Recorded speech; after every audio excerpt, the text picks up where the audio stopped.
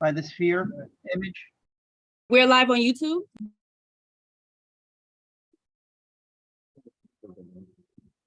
Yeah. And we're on our website. We can start whenever the VP is ready. Good morning and happy budget season to everyone. So good to see all of you on Zoom and some of you in person. And a great morning to kick this off. Pursuant to Section 241 of the New York City Charter, the Queens Borough Board is holding this hearing in order to establish our borough's priorities with regards to the mayor's fiscal year 2024 preliminary budget released on January 12, 2023. This year, the hearing is scheduled to take place today, January 30th, and tomorrow, January 31st. You should all thank me for that. So we are not on Zoom till midnight like last year. So it's a welcome change so that we can get through this without having folks waiting on for like 24 hours. Today, we are joined by Council Members Lee and Council Members Schulman. So just want to acknowledge my staff, Deputy Borough President Ebony Young, also our Chief of Staff, Michael Mallon, and of course, to our Budget Director, Iraq, who I'm sure many of you are going to get to know if you haven't. Got to know him. So I want to thank you all for joining me this morning. So this is a slight, so let me just go back to that. So the preliminary budget proposes a $102.7 billion financial plan. This is a slight decrease compared to the fiscal year 2023 adopted budget, which was $101.1 billion. This budget is expected to collect $68.8 billion in tax revenue. Property taxes account for the largest share of tax revenue at $31.9 billion. Property taxes in Queens, I'm sure, are playing a large role in this. When looking at several key agencies, we see that compared to the fiscal year 2023 adopted budget, the Department of Health and Mental Hygiene is funded at $2.03 billion, a $257.08 million decrease from FY22 adopted budget. The Department of Education is funded at $31.07 billion, a $42.06 million increase from the FY23 adopted budget. The Department of the Aging is funded $73.88 million less than last year, including a $4.1 million cut to senior centers and mills. The Department of Youth is decreased by $188.2 million, including a decrease of $21.74 million to the Summer Youth Employment Program and a $73.02 million cut to community development programs. Additionally, the Department of Parks and Recreation is funded at $582.67 million, a $41.5 million decrease. As we continue this budget process, my office will continue to analyze the rest of the fiscal year 2024 preliminary budget, including the testimony presented during this two-day hearing and the testimony submitted by those who were unable to join us. The last fiscal years have presented challenges to the city and New Yorkers from all walks of life. In addition, the national economy has not recovered from the pandemic. However, we will continue working to deliver results to the residents of Queens. I'm optimistic that we are on our way to an economic recovery. Here in Queens, like in every hardship, we will continue to support each other, lead and innovate. I look forward to continuing to work with our partners to secure a responsible, equitable, and just budget. With that, I look forward to hearing from you during this year's Queens Borough Board budget hearing. Individuals have already been notified what time they will testify. The allotted time for participants to testify will be as follows. Community board representatives will have 4 minutes. Community colleges representatives will have 6 minutes, and each person representing nonprofits, groups, or themselves will have up to 2 minutes to testify as indicated by the countdown clock on our screen. Please present your top priorities only. We know everybody has a lot, but please present your top priorities only. For those unable to join us or stay, we will consider written testimony as much as the ones presented today. Just a friendly reminder and some housekeeping before we begin. Testifying at this hearing is not a formal budget application to my office. Let me say that again. Testifying at this hearing is not a formal budget application to my office.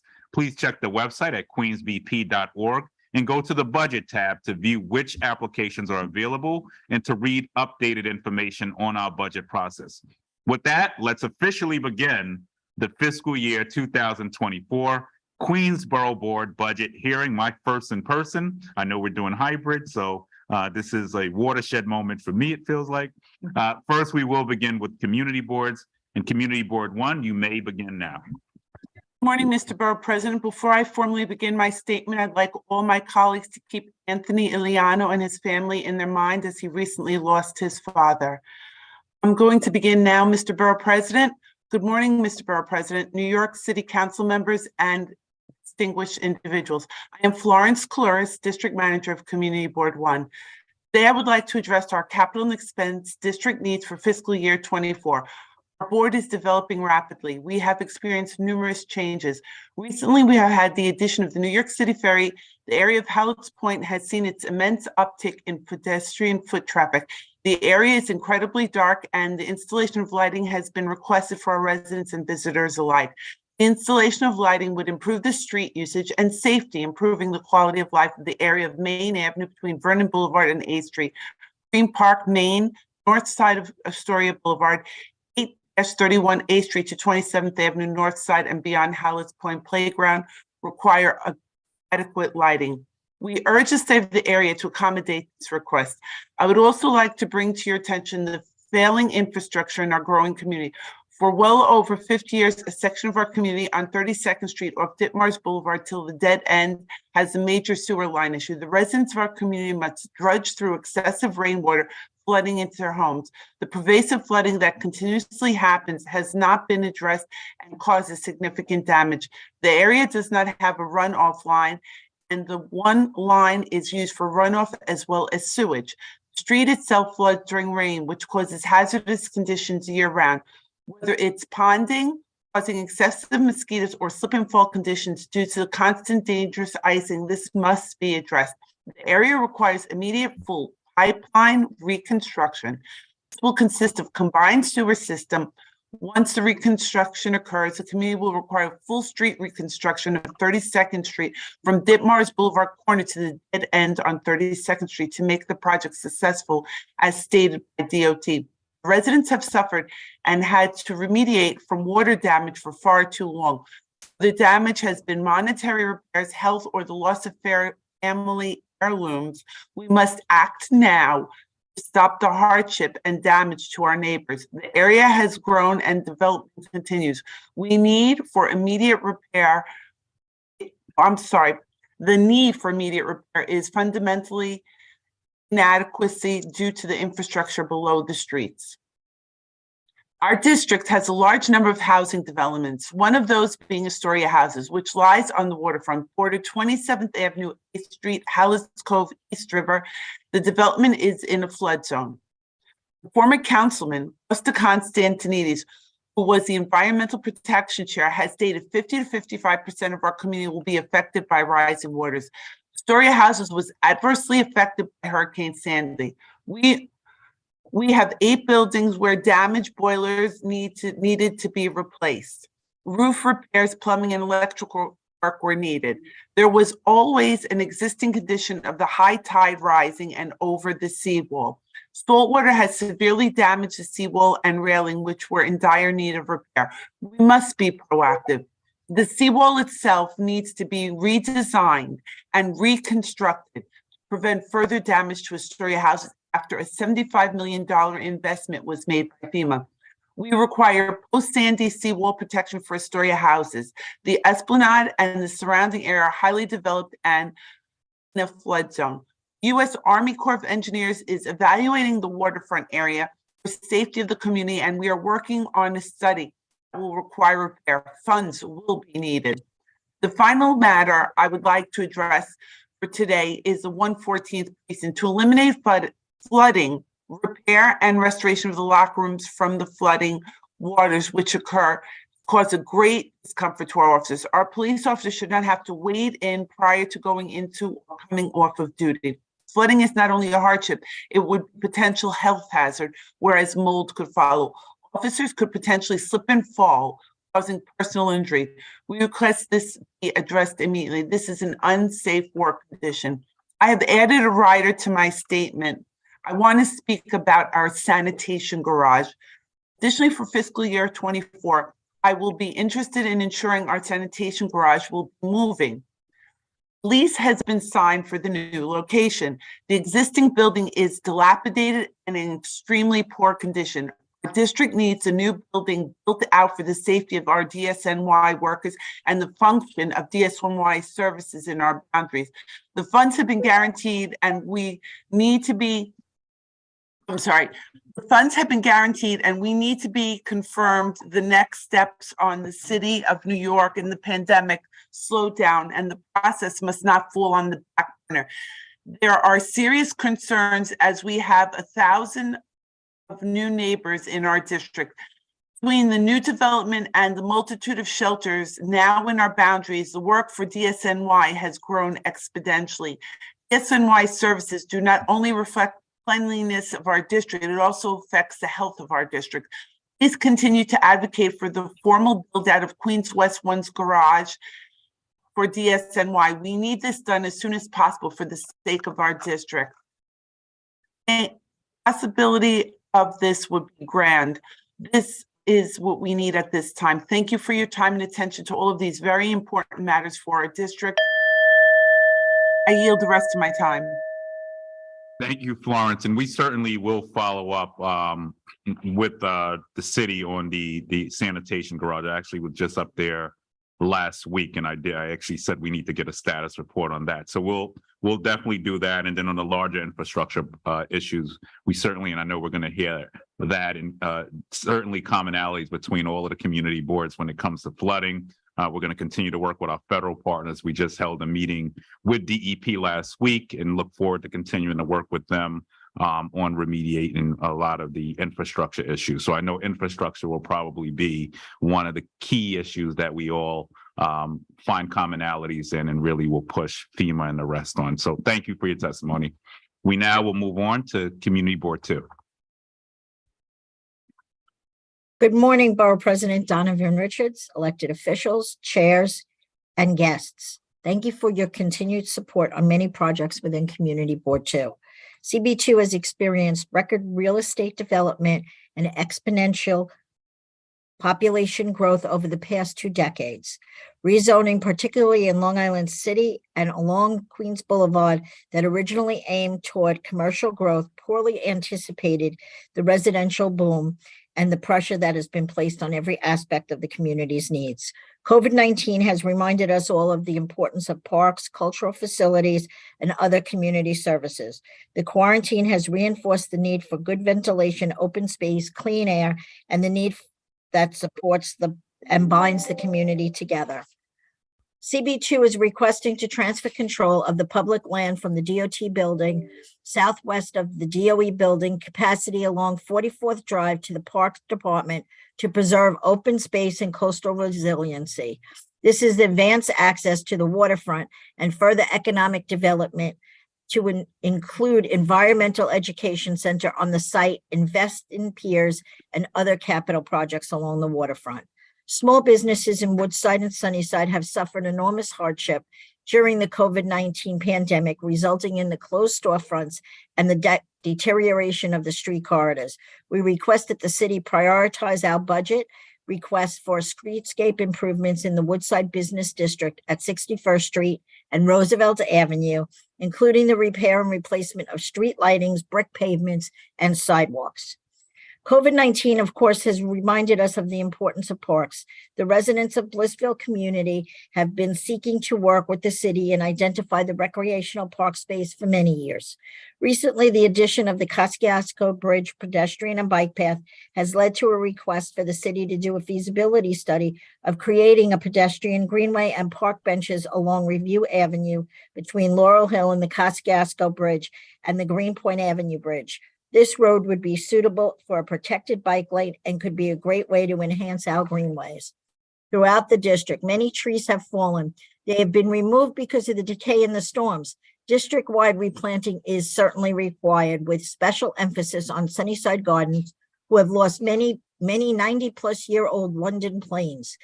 In addition, many of the Bradford Calorie pear trees planted in 1986 as part of the Skillman Avenue Revitalization Project are now falling apart, losing huge branches in the streets and sidewalks and cars. The species no longer planted by New York City and those on Skillman should be replaced by a safer, more suitable tree species.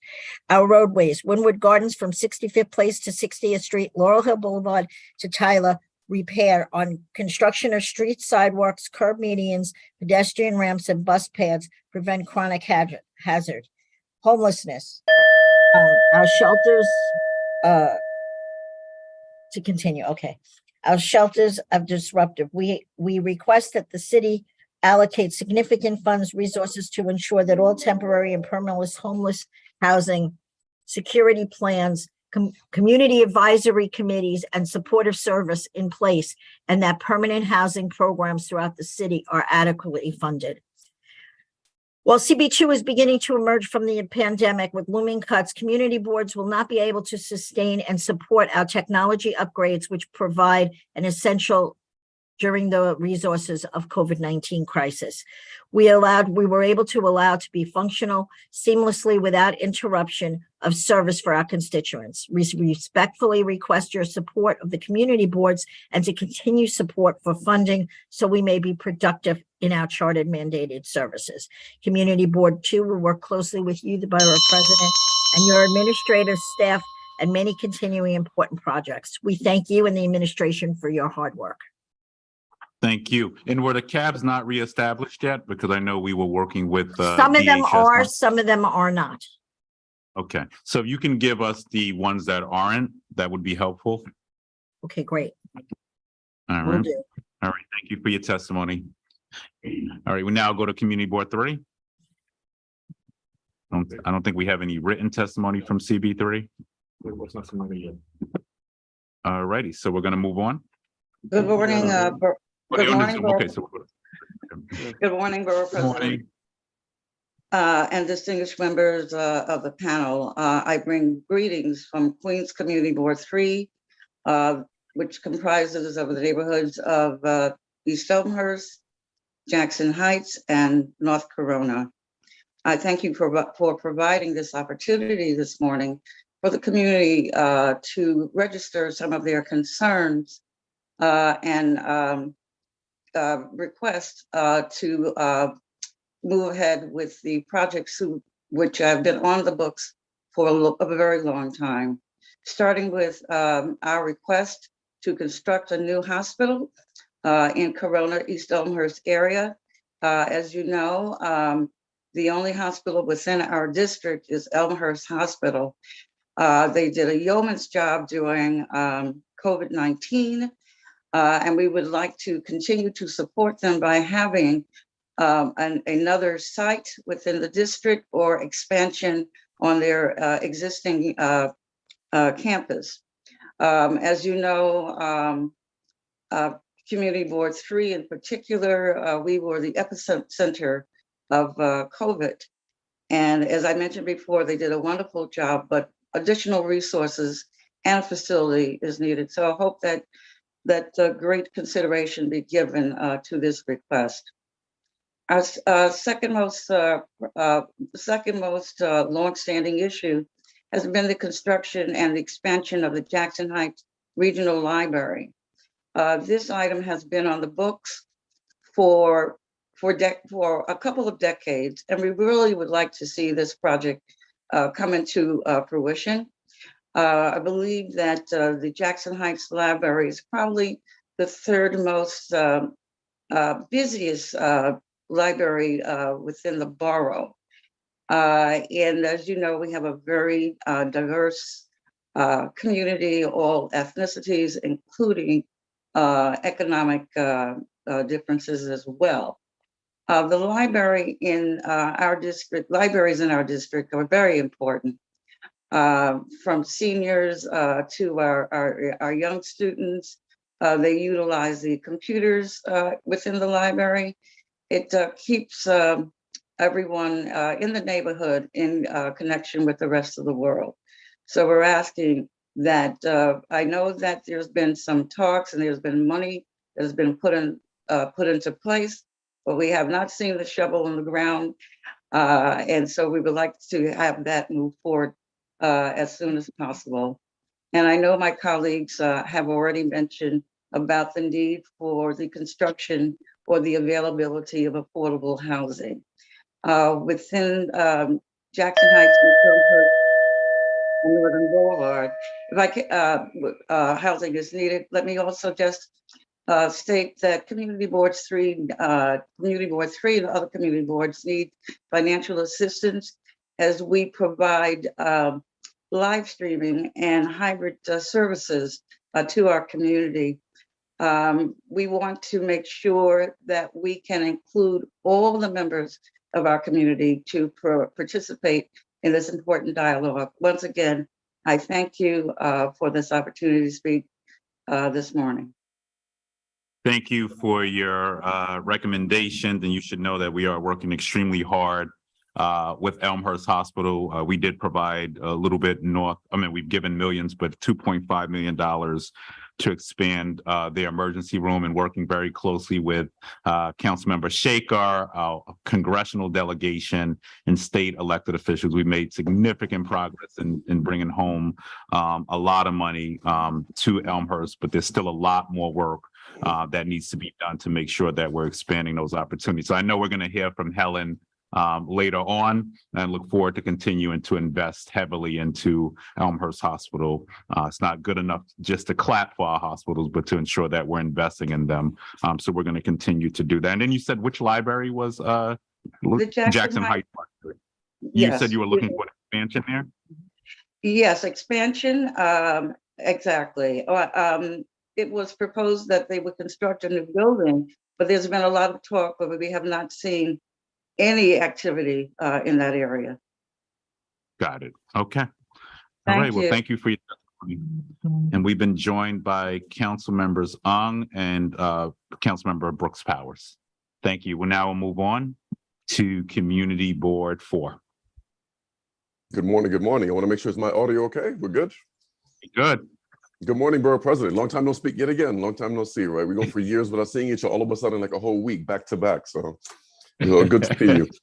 So yes, everything Giovanna said, because Elmhurst Hospital is also on my side, and I'm really glad to hear we'll be hearing from Helen later on. And by the way, my timer hasn't started yet, but yes, absolutely. Everything CB3 said, Elmhurst Hospital, CB4 was also the epicenter of the epicenter, so any support to the hospital would be great. That said, my name is Christian. I'm the district manager for Queens Community Board 4, representing Corona, Elmhurst, Corona Heights, and Newtown. My main concern, and I discussed this several times, it's the marked increase in gang presence throughout the district continuing to be a major cause for concern. Gang violence, graffiti, and extortion are now being commonplace within CB4. Whereas in the past, high schools used to be the main conduits, now junior high schools have now infamously become gang hubs where recruitment is at all-time high. And while police presence does in fact make an impact, it's simply a bandage to be administered by a department that's already understaffed and overburdened. The truth is that we need a better solution as the pandemic sadly left many children in Corona and Elmhurst without a parent or caretaker, making them prime targets for gang recruiters. As part of a multi-pronged approach, I think that far more attention should be placed and funding allocated into workshops at schools that emphasize the dangers of joining gangs, and workshops seeking the general public specifically on the intricacies on how they operate. Most importantly, though, funding has to be heavily phased into preventative programs that provide mentally distressed kids with the mentorship that they'd be missing. As far as trees, my next item can be considered a borough-wide issue, and that's the ongoing issue of homes affected by tree roots and overgrowth. When the Million Trees NYC initiative was introduced, many homeowners expressed concerns over the risk and damage to their property. Recent hurricanes have left a lot of homeowners with the district waiting years before repairs are even considered, and the current pruning cycle, which is 7 years, I think it went down to 5 at one point, back up to 7, and the lack of manpower only prolongs these waiting lists that maybe go years and in some cases decades. And while we understand that there has been an increase in the budget in the past, an increase in FY24 is requested, specifically because some of our trees go back as far as Hurricane Sandy. Additionally, while there is an even longer backlog of requests for tree pruning, specifically when the trees are intertwined with utility cables, be it Con Ed, Verizon, electric, it's a nightmare. And it's something that's commonplace in more densely packed rural neighborhoods such as Corona and Elmhurst. As far as parks go, we have Manuel de Dios Triangle on 83rd Street, Triangle 90 on Elmhurst Avenue, and Answer Triangle on Ask Street, all along Roosevelt Avenue. 3 parks, all less than 10 blocks away from each other. The high volume corridor of Roosevelt Avenue is known for its food, pedestrian traffic. Therefore, a rest stop in between the multitude of restaurants and shops would encourage residents and tourists alike to explore the entire corridor on foot. These parks could be considered a package deal as due to their size, they would require minimal funding. I'd like to specifically single out Menor Triangle, as last year the board obtained a mock-up architectural plan from the local bid over ideas on how to improve the space.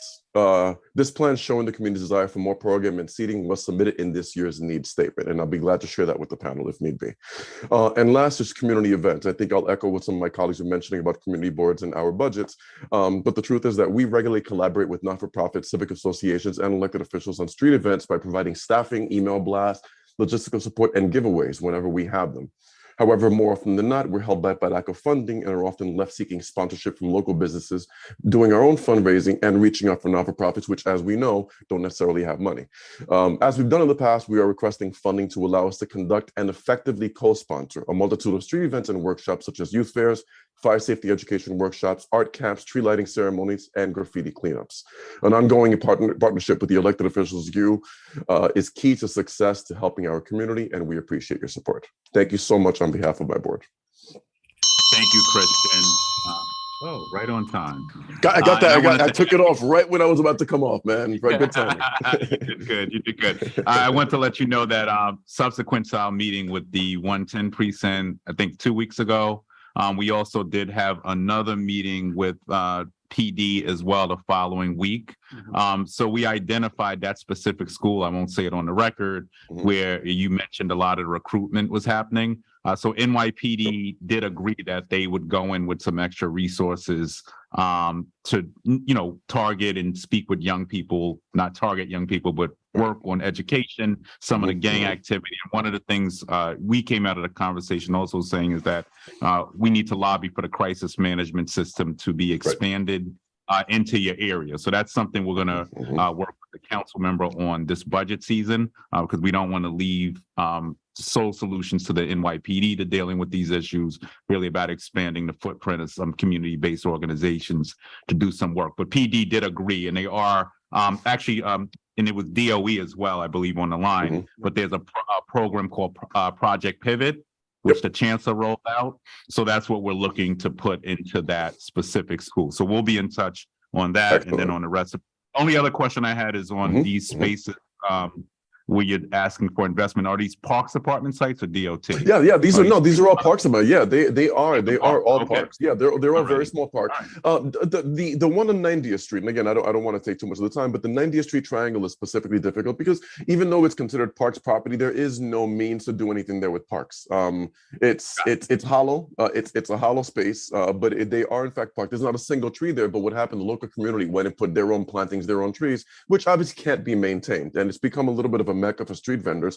But Triangle 90 specifically is the only one that cannot be considered a park, even though it is in fact parks property. But the other two, or rather all three, are parks, but just that one is a little odd, but they are indeed parks. All right, we'll take a look at those this budget season. I would appreciate that. As a plan, but we'll do that. All right, thank you, Christian. Thank you so much, Borough President. Appreciate that. Thank you. All righty, next we'll hear from Gary Giordano, Community Board 5.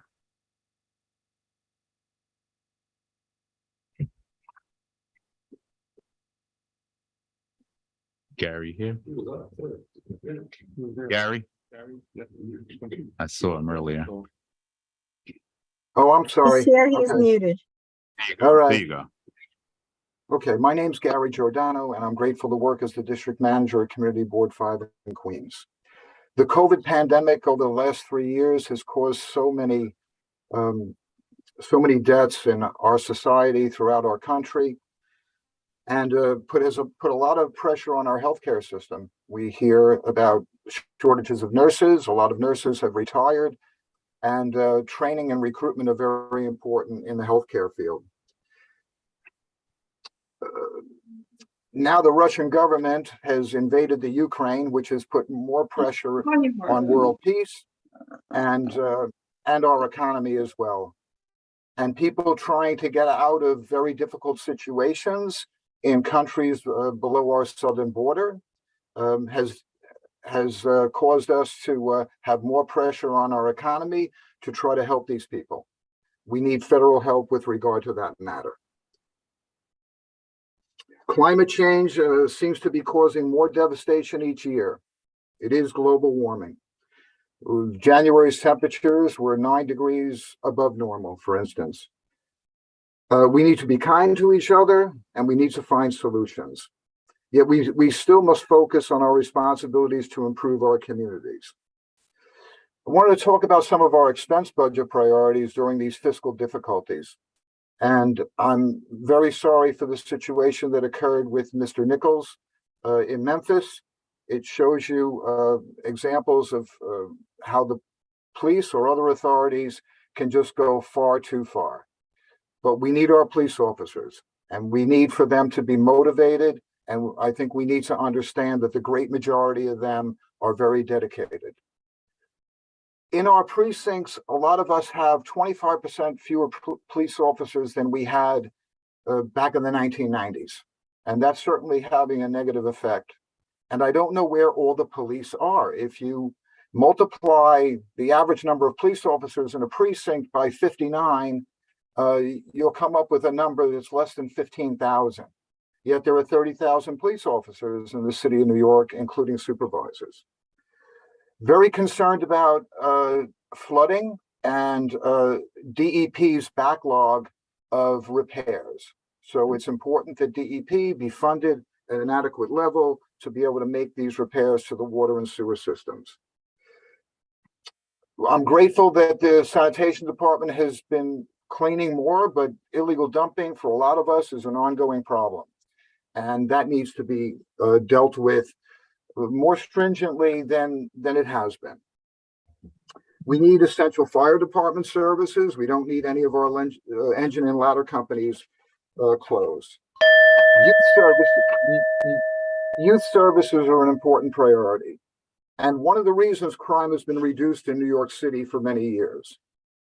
Senior services are an important priority as well. And the way people driving is way out of hand. It's one of our biggest problems in our district, and I'm sure many others. As far as the capital budget goes, and I'm running out of time, I think one of our most important priorities that you could help with possibly, Borough President, is the reconstruction of Mafera Park, which is on the Ridgewood-Glendale border. Serves two communities that probably together have about 100,000 people. And it's the only soft surface ball fields that we have for those communities. So we would like your support with regard to the reconstruction of Mafera Park. I thank you. Thank you for your testimony. I was trying to check that part sounded familiar. Did we do Mafera? Yeah, we did. So we put, I know it sounded familiar. We did put $500,000 into Mafera. I just have to see where with the total allocation request was from Parks. So we might have done something with your council member as well.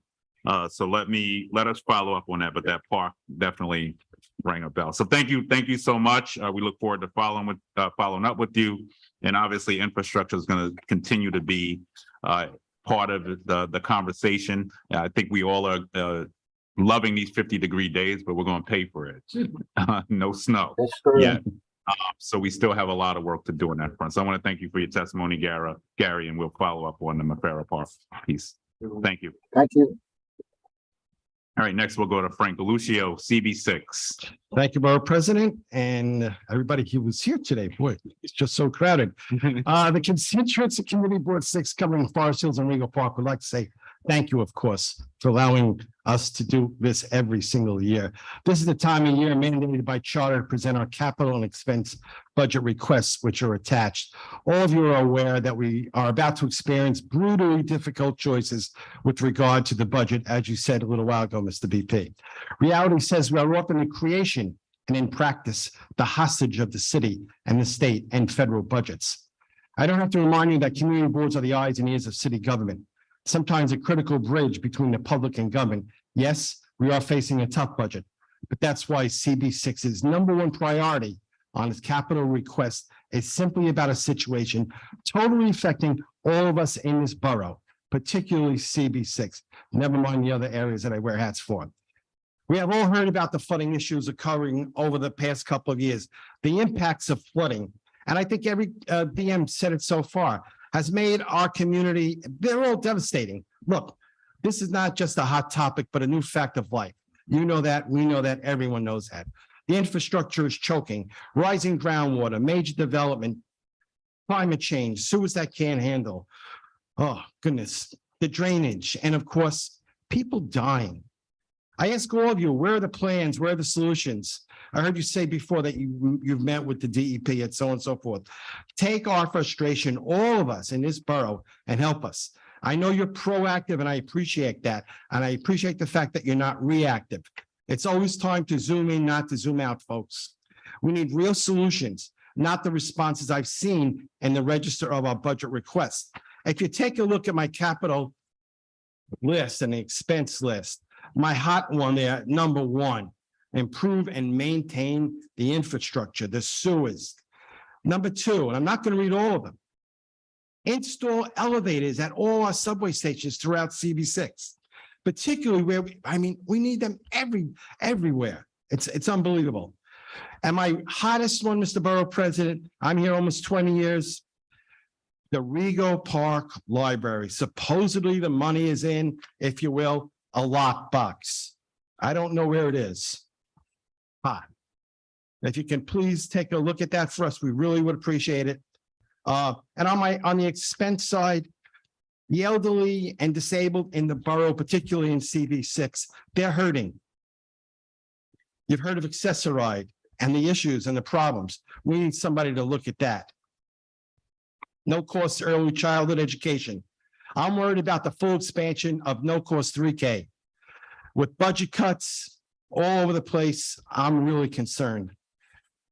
The after-school programs you mentioned on Chris's board, yeah, that's part of us too. We need that. We really need that. I want to say thank you. I appreciate your time. I'm short and sweet. And I hope and I know that you'll look at that infrastructure for us. Thank you, everybody. Thank you. And you're aware of the Army Corps' hearings coming up, which we're going to continue to promote. I believe February 21st, they'll be out in the Rockaways receiving testimony. So infrastructure. Right, that's coming up, right? And that's coming up. So as you know, there's 52 billion. I want to thank our congressional delegation, Senator Schumer. And Jeffries too. Is that part of his package? Say it again. Congressman Jeffries? Is Yeah, that well, yes. that part of that? So that was Biden's infrastructure bill. Right. So that money is in. And now is the time for Queens to actually get out, speak out on this. No more rhetoric. The money's there. Now we just need the Army Corps to speed it up as much as feasible as possible, where it's feasible. And then we are obviously going to have to go through a ULURP through some of this stuff as well. So I'm more than happy to jump in. so a on lot that. more work to be done. If I know I have 2 more seconds, or time's up, but the MTA right now, there's doing expansion on the Long Island Railroad and CV6 and up and down the corridor from Jamaica.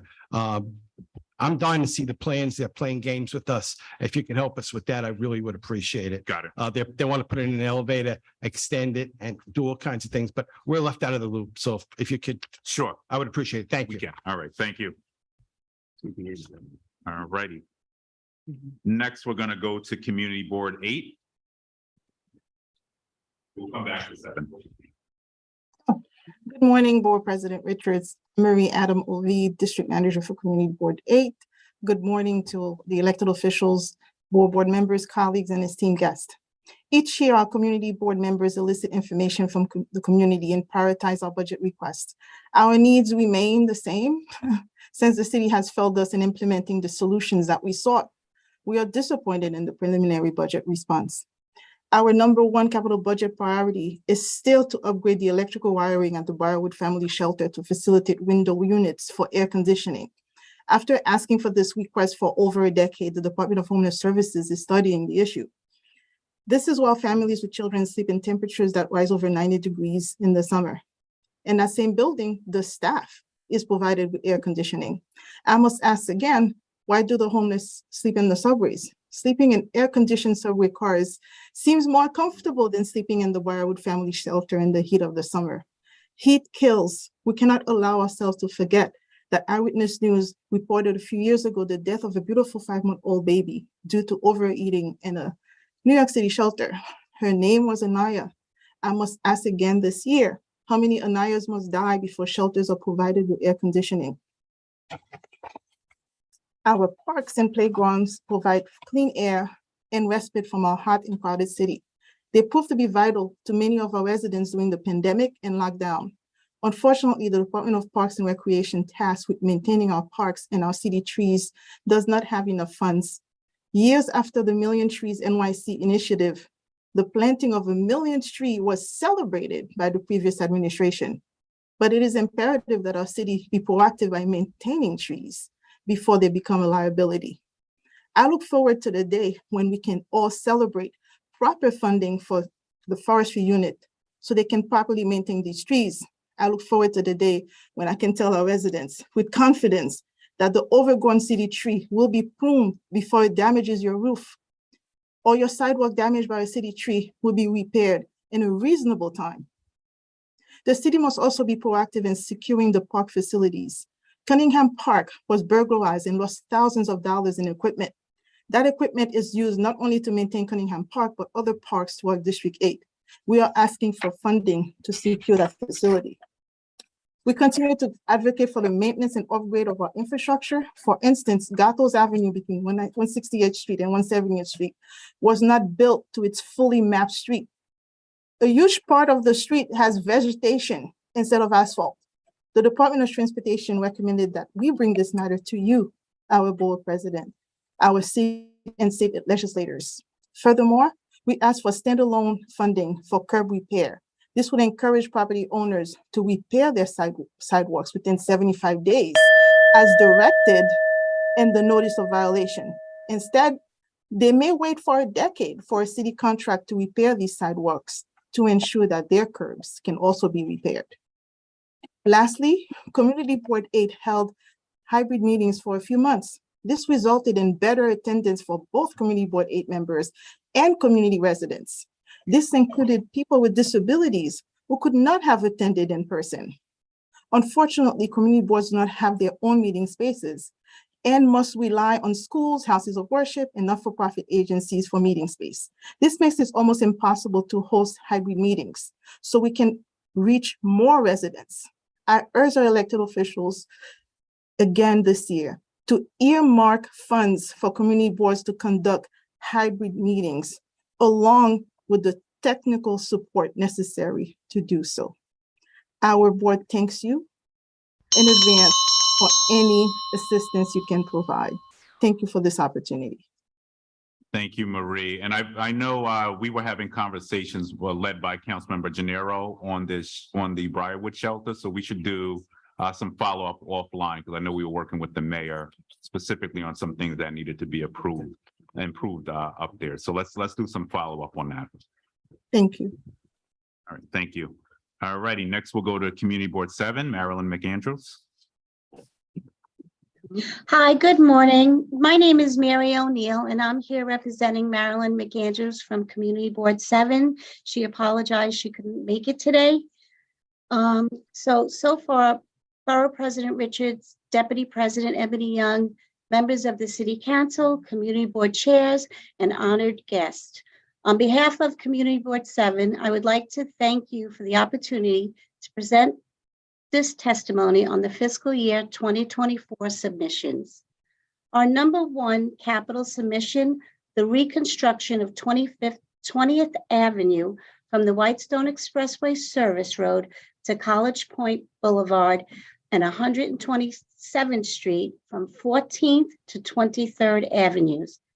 This heavily utilized main artery within our district connects the communities of Whitestone and College Point. The road has extensive flooding problems, and its existing road beds is sinking. Major road construction and sewer work is necessary in order to bring these streets up to grade. The construction of Willets Point Phase 2 is priority number 4 and has been neglected by the city for too long and needs a total reconstruction to include sidewalks, road beds, sewers, and street lighting. Yet over the years, the legitimate businesses have paid real estate, sewer, and water taxes without getting the capital reconstruction they desperately need. They have extensive flooding problems, and the non-existent roadbed is full of craters, make it impossible for drivers to navigate the area. This project should be funded by the Department of Transportation and the Department of Environmental Protection. The reconstruction of Ulmer Street from the Whitestone Expressway Service Road to 25th Avenue is our priority number 6. It's a main access road into College Point, and the roadbed is collapsing, causing drivers to lose control. Therefore, the roadbed must be surcharged, the sewers placed on piles in order to prevent the street from collapsing again. The construction of 28th Avenue from Linden Place to College Point Boulevard. This street is an access road into College Point as well as the corporate park. The rosebed also collapsing and possibly causing drivers and bus operators to lose control. The rosebed must be surcharged in order to prevent the streets from collapsing again. The sewer line is on piles and the street is now collapsing around it.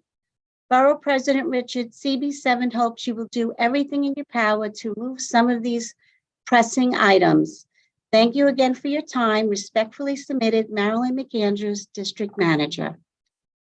Thank you so much for that. And what I'm going to also recommend is we do an on-site tour with the Department of Environmental Protection on some of these sites.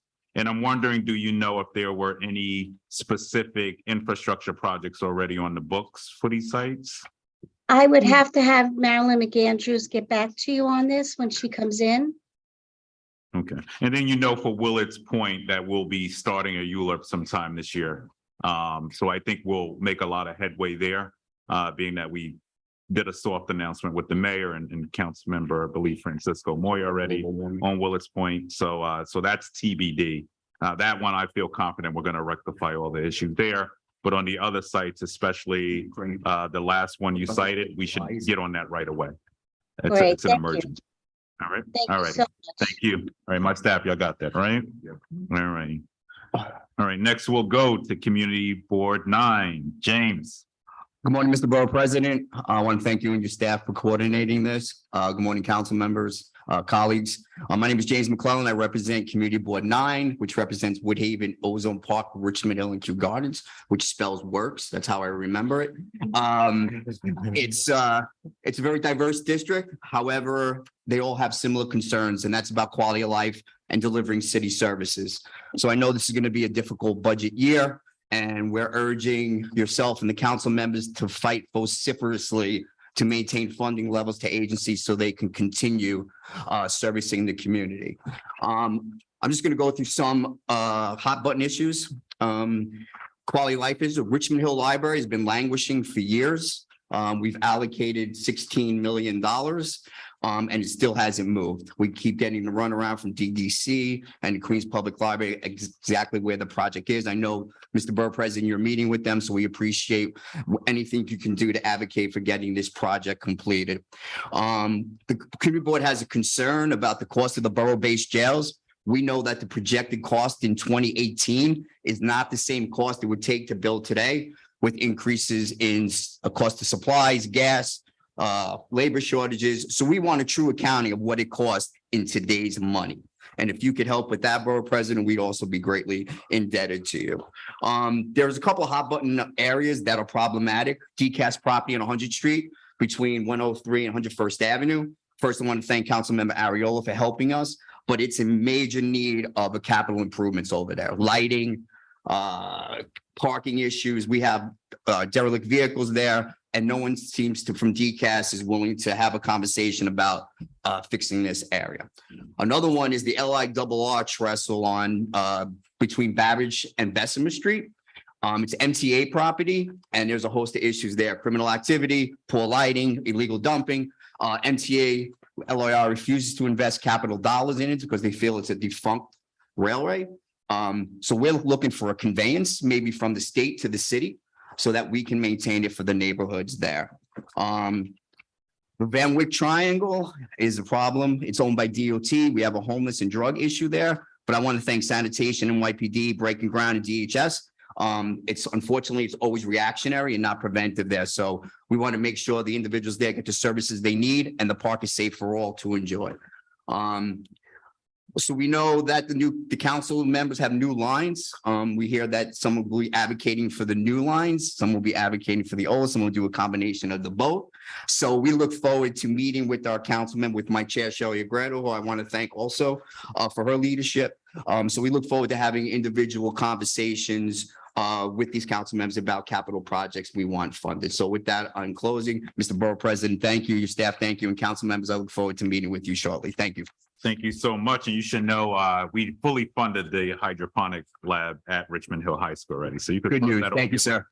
200,000. And then on some of these quality of life things, why don't we get together and figure out how we can work collectively on those, and just go back through the bridge. You said there's a lot of homelessness. And yeah, there's a bandwidth triangle on Jamaica and Metropolitan Avenue. The road was demapped when they built the station, so DOT actually owns it.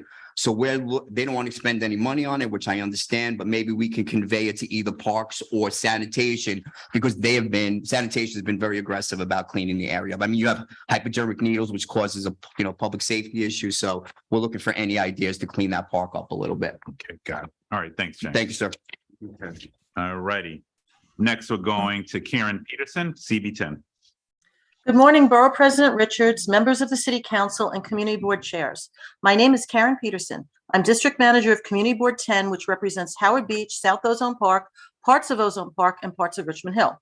We request your support for all of CB10's capital budget priorities. Construction of new schools continues to be our first capital budget priority. Every child needs and deserves a seat in a school that is not overutilized.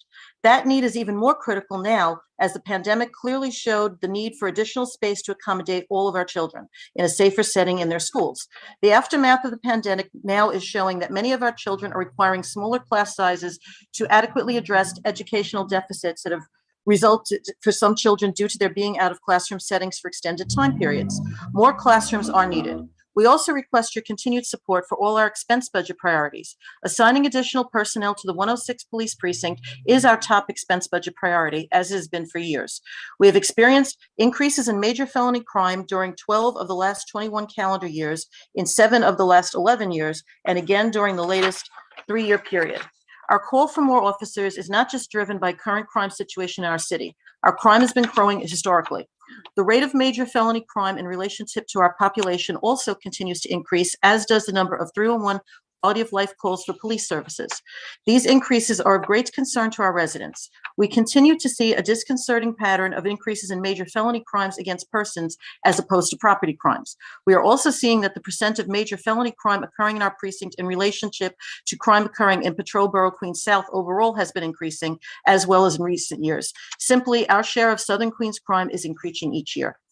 The increases in both crime and quality of life complaints indicate that although precinct personnel work hard to reduce them, we do not have sufficient officers to adequately address either.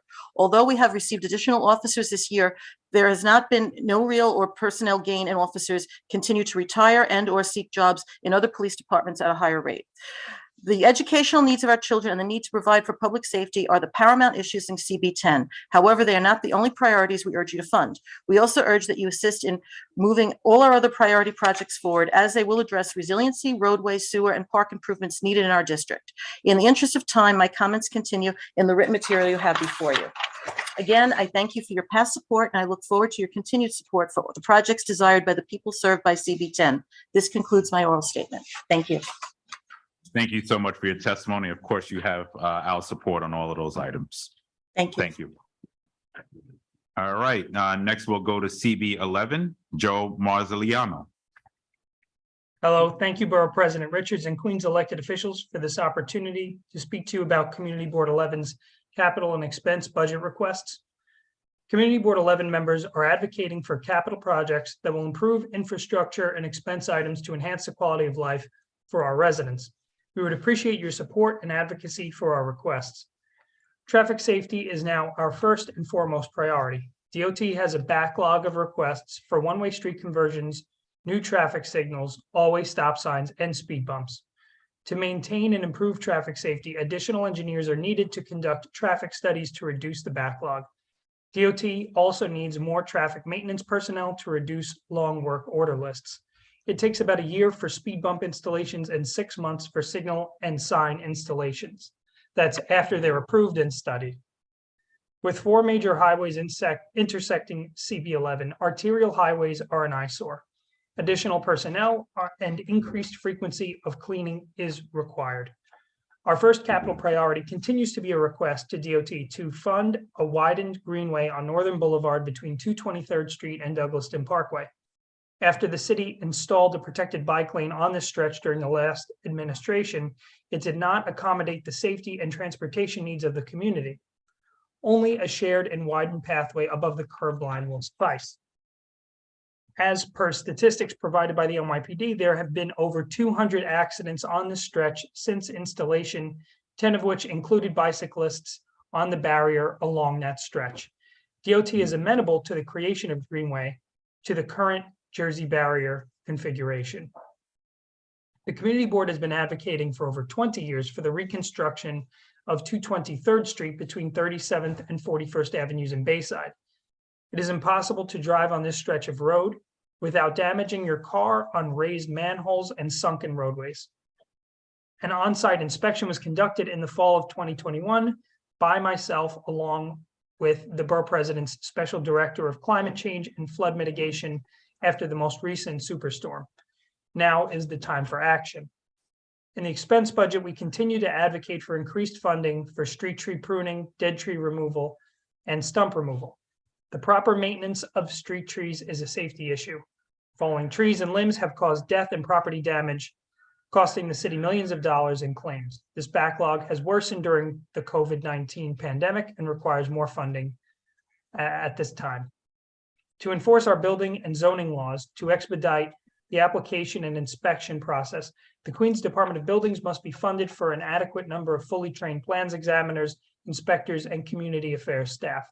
The delay for inspections is causing residents to be frustrated and creates distrust of local government. CB11 has a large senior population, and we advocate for enhancing services such as transportation programs and discounted, reliable minor home repair services, since so many of our seniors live in private homes. We also have advocated for funding additional naturally occurring retirement communities, or NORCs, as well as additional senior centers. I thank you for your time, and I do note that, of course, a lot of what we're asking for, and myself and my other colleagues are asking for, are an increase in lots of these services that have to result in employment of city workers, and the city is down thousands upon thousands of city workers due to attrition and also folks leaving city service permanently. I know that that is going to be one of the largest challenges over the next 5 to 10 years, as well as the fact that the budget is being constrained alongside of it. So I know that this is a huge ask, but I know that there's definitely room to be able to figure that out together. So again, thank you for your time. Thank you for your testimony. We'll follow up. There was some movement on the Greenway stuff. We'll need to follow up on that. Thank you. All right, thank you. All righty, next we'll go to Mark McMillan, Community Board 13. And we're also joined by Councilmember Vicky Palladino. Good morning, Borough President, City Council members, board chairs, and colleagues. Every year this important hearing takes place where the citizens of Queens County can get a sense of what is needed in every corner of the borough. The mayor, now entering his second year in office, seems to have found his footing with respect to policy directives. Our district does have some concerns, though. One of his pillars, as spoken at the State of the City delivered last week, has the priority of more housing and, quote, affordable housing. We agree this is a need the city should address. However, QCB 13 is composed of neighborhoods that have 1 and 2 family homes and 2 complexes of co-ops that are garden apartments. These homeowners moved to our community specifically to leave some more densely populated areas in other boroughs in Western Queens. They worked diligently with city elected officials over the past 2 decades to institute zoning that would preserve the quality of life that these communities afford them. Notions of ADUs in the form of garage and basement apartments and possible changes in zoning to build apartment buildings are alarming. The slogans, quote, "Get stuff built," and the fast tracking of projects, quote, city of yes, oversimplifies solving the housing problem with a one-size-fits-all solution.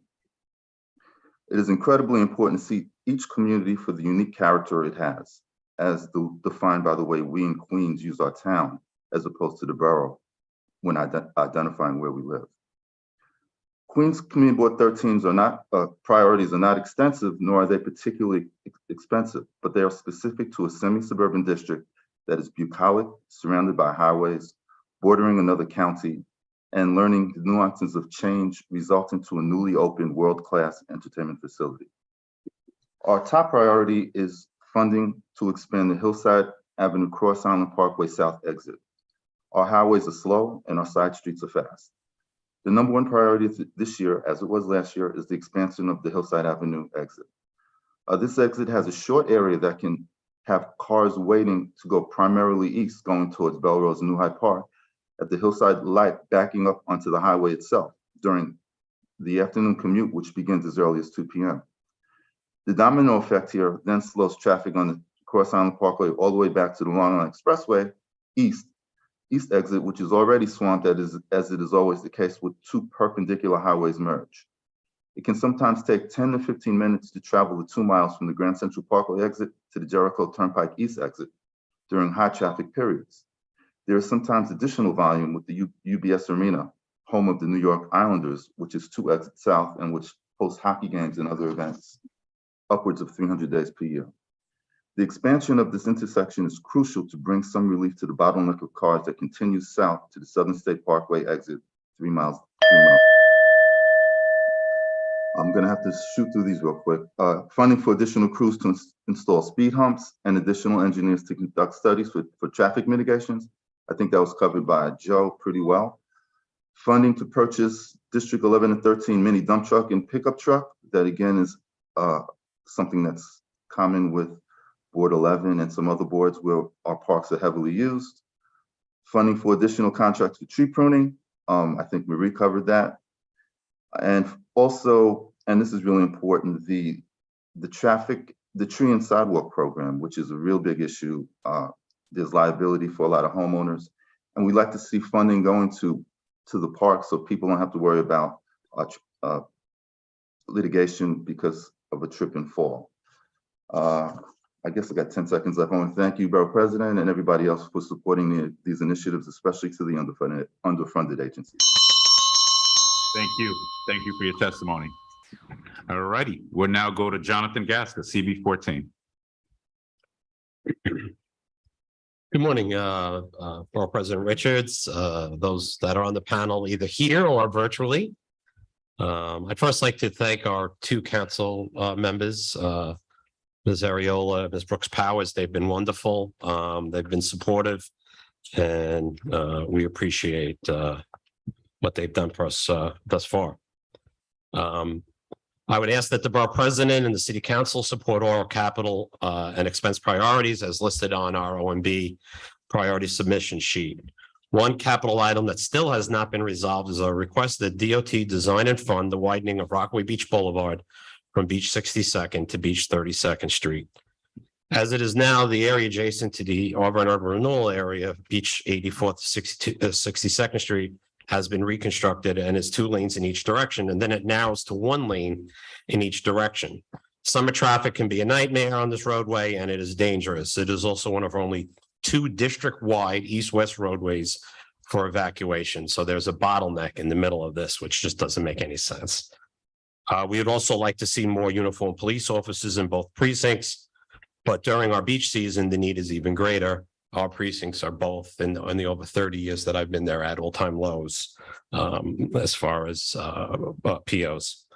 On a sunny summer weekend, we can have another 200,000 people, which is almost double our population of about 135,000 people. So we need more cops and traffic agents, quite frankly, certainly during the summer. Our capital concerns remain the same as in the previous years. We'd like to see a safety fencing installed along the median of Seagull Boulevard from Beach 32nd to 26th Street. And that is because kids cross Seagirt to go back and forth from their homes to school, and they cut through in the median, not at the lights, because kids are kids. And if fencing must be put up to make them go to the crosswalks, it's been an ask for a long time for us. Also, the reconstruction of the median on Seagirt Boulevard from Beach 9th to Beach 3rd Street, which is basically the Nassau County line, the Atlantic Beach Bridge. There's a community on both sides, and they cross over there, and there is not a traffic light or a crosswalk, and children cross back and forth. The Orthodox Jewish community, among others, the kids go to school from south to north, and they cross, and there's just an accident waiting to happen. And we'd like a crosswalk installed at around Beach 5th Street to provide a safe crossing for the residents. And they're doing more development in the area south of Seagirt as well. So that is something that is needed. Also, HW 631, that is a capital project. A number of phases have been done, but it has been a priority in about the 30 years I've been district manager. There's one more phase left. Thursday, that Thursday Avenue? Yeah, exactly. Okay, yep. Yep. That is the Back Bay community. It is significantly underwater, below grade level. That has to be taken care of. Also, with over 10,000 affordable units being built, mostly on the eastern part of the district, we've yet to see concrete plans for new school seats or libraries. However, the Far Rockaway Library is about to open, and it is going to be one concrete plans. Well, that's not going to help the people in Edgemere. But having said that, the library is wonderful, and we thank the borough president and certainly Helen Marshall, the former borough president, who set the seed money. We for that also library. have fully funded the Auburn Library Oh, expansion. excellent. So So that's that's good. going to be So that's good news. Good. But school seats is an issue, and we're very concerned about that as well. We've requested a district-wide traffic study. There's going to be another 5,000-6,000 cars when all these units are going to be built. It's going to be a nightmare. They have to take a holistic look at that as well. We also request a ferry stop on the east end of Rockaway. It would better serve residents on that side. And finally, we requested a trauma center of any level occur. One of our hospitals closed. There is a study group, but study is one thing, funding is another. And from Rockaway to Jamaica, if you're in crisis, on a good day, the Van Wyck is a parking lot. They're not going to make it. So I want to thank everyone for their support. Thank you, and Yes. so good seeing you. I think it feels like 20 years at least. Yeah. We've known each other. Yes. And it's actually great to see this list shortening, because I remember at one point It was, it yeah. would be 20 endless. pages. Yeah. But we've made a lot of progress. We have. Let me Thank also you. just say that we're making significant progress with Health and Hospitals Corporation on a new healthcare facility out there. We have made significant progress, so stay tuned on that. And obviously, trauma center is needed. Going to continue to have conversations with the governor and work with our elected officials out there. Just met with the governor to have some more conversations last week on healthcare in Queens, period, and some initiatives that we're seeking to put together to really address healthcare borough-wide.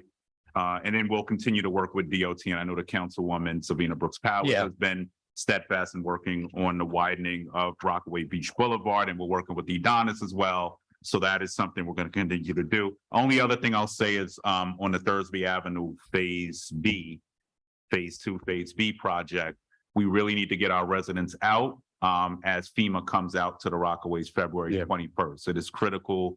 Not only just Rockaways, Howard Beach residents, Hamilton Beach, Howard Beach, everybody comes out to make sure that their voices are heard on this $52 billion, because even if we put the storm sewers in, it's not going to address the issues of tidal flooding. It may minimize it to an extent, but the overall solution has to be that. But we will continue to push on the Thursby Phase B, and we just have to see how the city works in tandem with FEMA on doing that, because I think some of the proposals around putting pumping stations along the bay, which I'm certainly supportive of, but those things may require eminent domain or ULERN. So I just want to be clear on Whatever it takes. And right. having lived there and represented us, you know that the Back Bay part of Somerville, it just floods, and that last significant flooding, it just caused floating there, and it wasn't even close to what Sandy was. So those people have been suffering. But yeah, I mean, the Rockaway Beach Boulevard, we clean it. One thing, since I'm over, I might as well go OEM. we've been trying to get OEM to come to the community and work with us to do evacuation route. There isn't one. Sandy happened. No one knew where to go. We've been trying to get OEM to come out. We're working, I did have a conversation with the mayor on this, so stay tuned on this. But, one of the things we have to develop is short-term and long-term strategies for the borough, because right now, OEM's a nice agency, like the commissioner, but there needs to be an overall more concerted and cohesive plan put together. I don't want to just go out there with the commissioner after a flood. So we need to put together some. We just want, and look, it's a lot more difficult of an issue than I'm making it. But however, signs, evacuation signs. Yep. Simple signs. Sirens to let people know. So, things that they could do easily, they have not done. Well, let me say this, and the mayor and I traveled to the Dominican Republic, to Puerto Rico, and I believe when we were in Puerto Rico after the last storm, we looked at some of the creative things they were doing, and simple things like the siren going off in the event was something that they had placed strategically across different locations. And you would need 2 or 3 volunteer fire departments all on Long Island, and the rest of the world have them. You can hear them. It's not reinventing the wheel. It's not tens of millions of dollars. Yet they refuse to do signs. Well, he actually did task them with looking at it and studying and figuring out a way, but to be continued as we have conversations with him on long-term and short-term strategies we expect through this budget season. So, all right. Great. Thanks. Thanks, Donovan. All righty.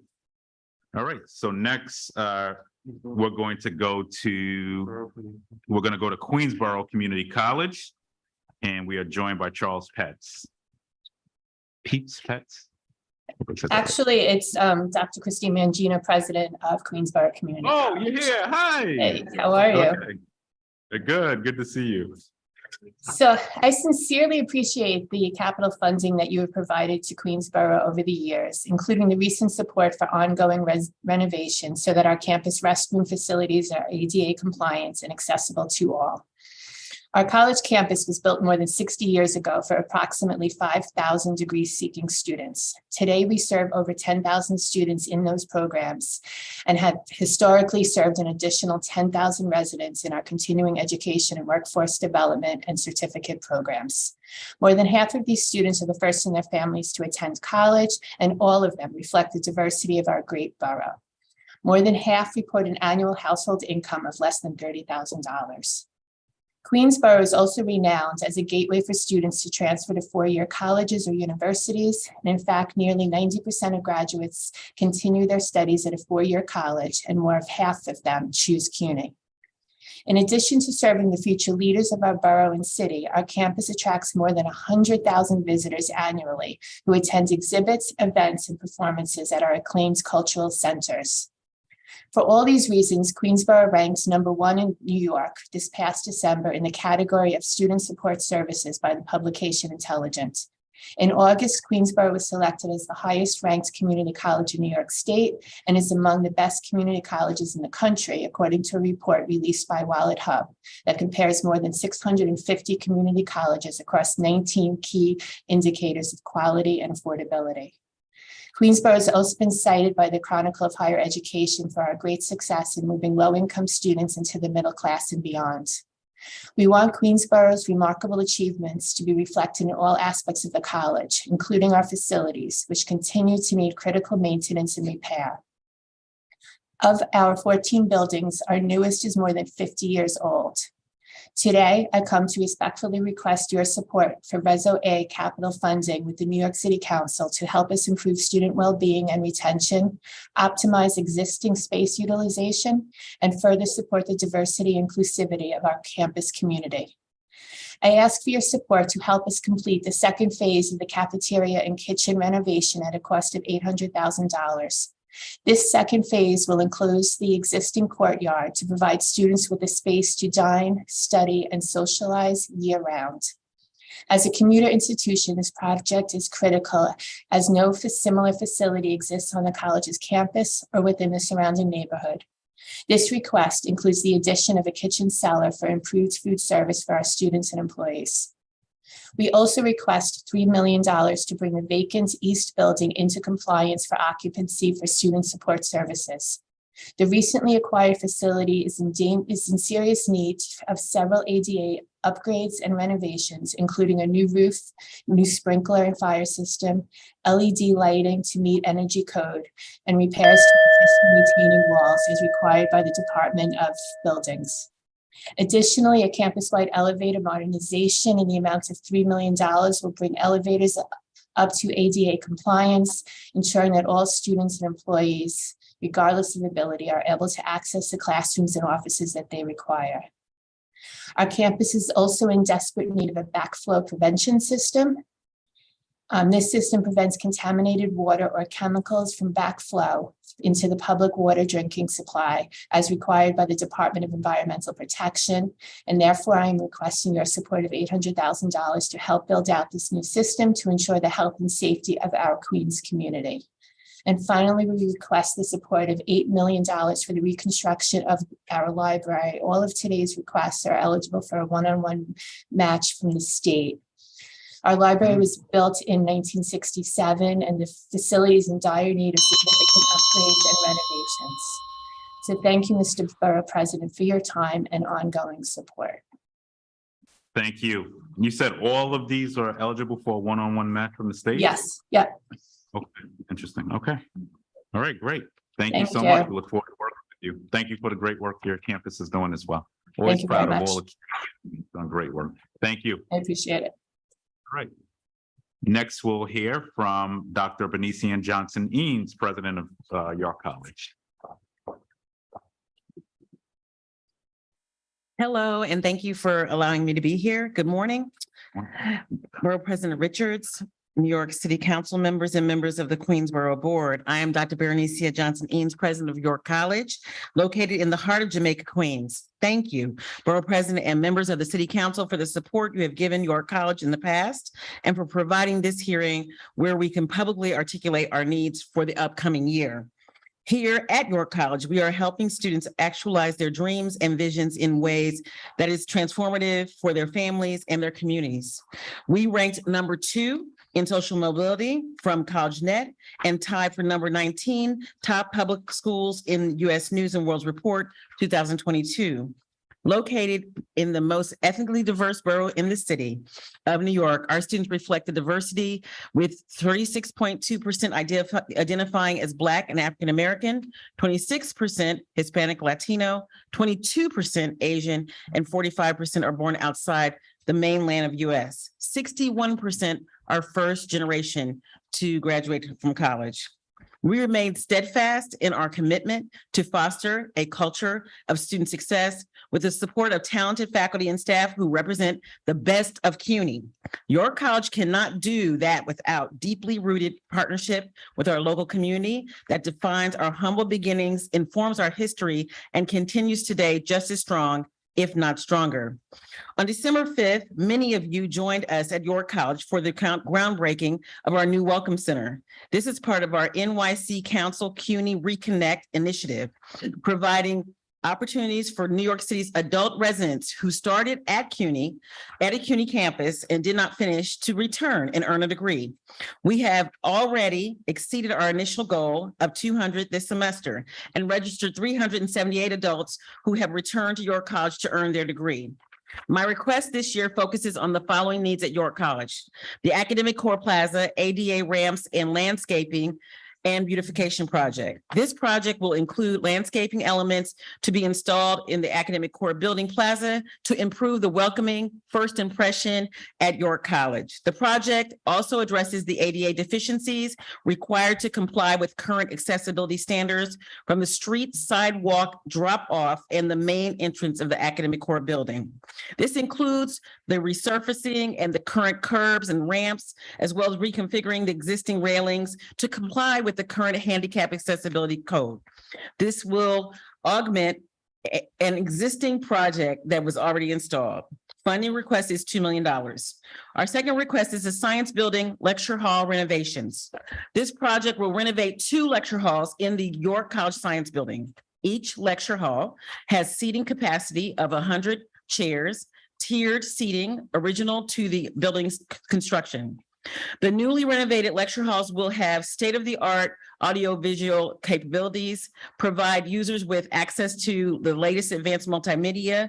Features will include, but not limited to, the ability to support streaming media, large room size displays for the share of all of the mirroring, the distance learning, all of the stuff that we need. In addition, the renovation updates comply with the latest ADA accessibilities. The cost is $2 million. Funding requested is $4 million to upgrade 2 lecture halls. Update of cafeteria equipment. From the deepest part of my heart, I will say that this is very important. Your college is in the process of engaging a food services vendor for our cafeteria. The existing cafeteria, kitchen equipment, and the original academic core building was completed in 1986. The commercial grade kitchen equipment is beyond non-useful at this time. This project will allow your college to upgrade the kitchen cafeteria for the new commercial grade equipment. This will help us provide for a reliable food service for our students and for our community. The funding requested is $500,000. The total resume request is, as you can see, $6,500,000. On behalf of the students and faculty of staff in York College, thank you for your consideration and for your time and for your support. Thank you. And these, I mean, we're not even going to talk about it. We're going to be about it on some of these projects because, you know, as I get around the borough, certainly looking, and I'm getting around to all of our high schools and middle schools, and you can see the lack of investment in a lot of our institutions, and we're going to fix that. So there's no need to really speak long about this. But I will say that the disinvestment in many of the institutions in Southeast Queens was significant, and it's about time we really address those issues. So I want to thank you for the work you do, and no need to beg for us to fix these inequities. Thank you, Borough President. Thank you. Have a good day. You too. All right, next we're going to Kenneth Adams, LaGuardia Community College. No need to beg, but I'll do it anyway. Good morning. Good morning. And good morning, Borough President Richards and my friend Deputy Borough President Evan. Yeah, nice to see you. Good to see all of you. And my colleagues. I'm sure Christine Mangino is still on Zoom. There she is. Hi, Christine. And of course, hi, Bernice, Dr. Ames from New York. And Queens College is probably right behind us somewhere, not to mention the law school. I'm Kenneth Adams, president of LaGuardia Community College. Thanks for the opportunity to testify today and to update you on some of the college's new initiatives, as well as our, here we go, $2 million capital request for our pool facility renovation. I'll get to that in a second. Yes, he came before you to ask for funding to fix the LaGuardia pool. That's the headline here.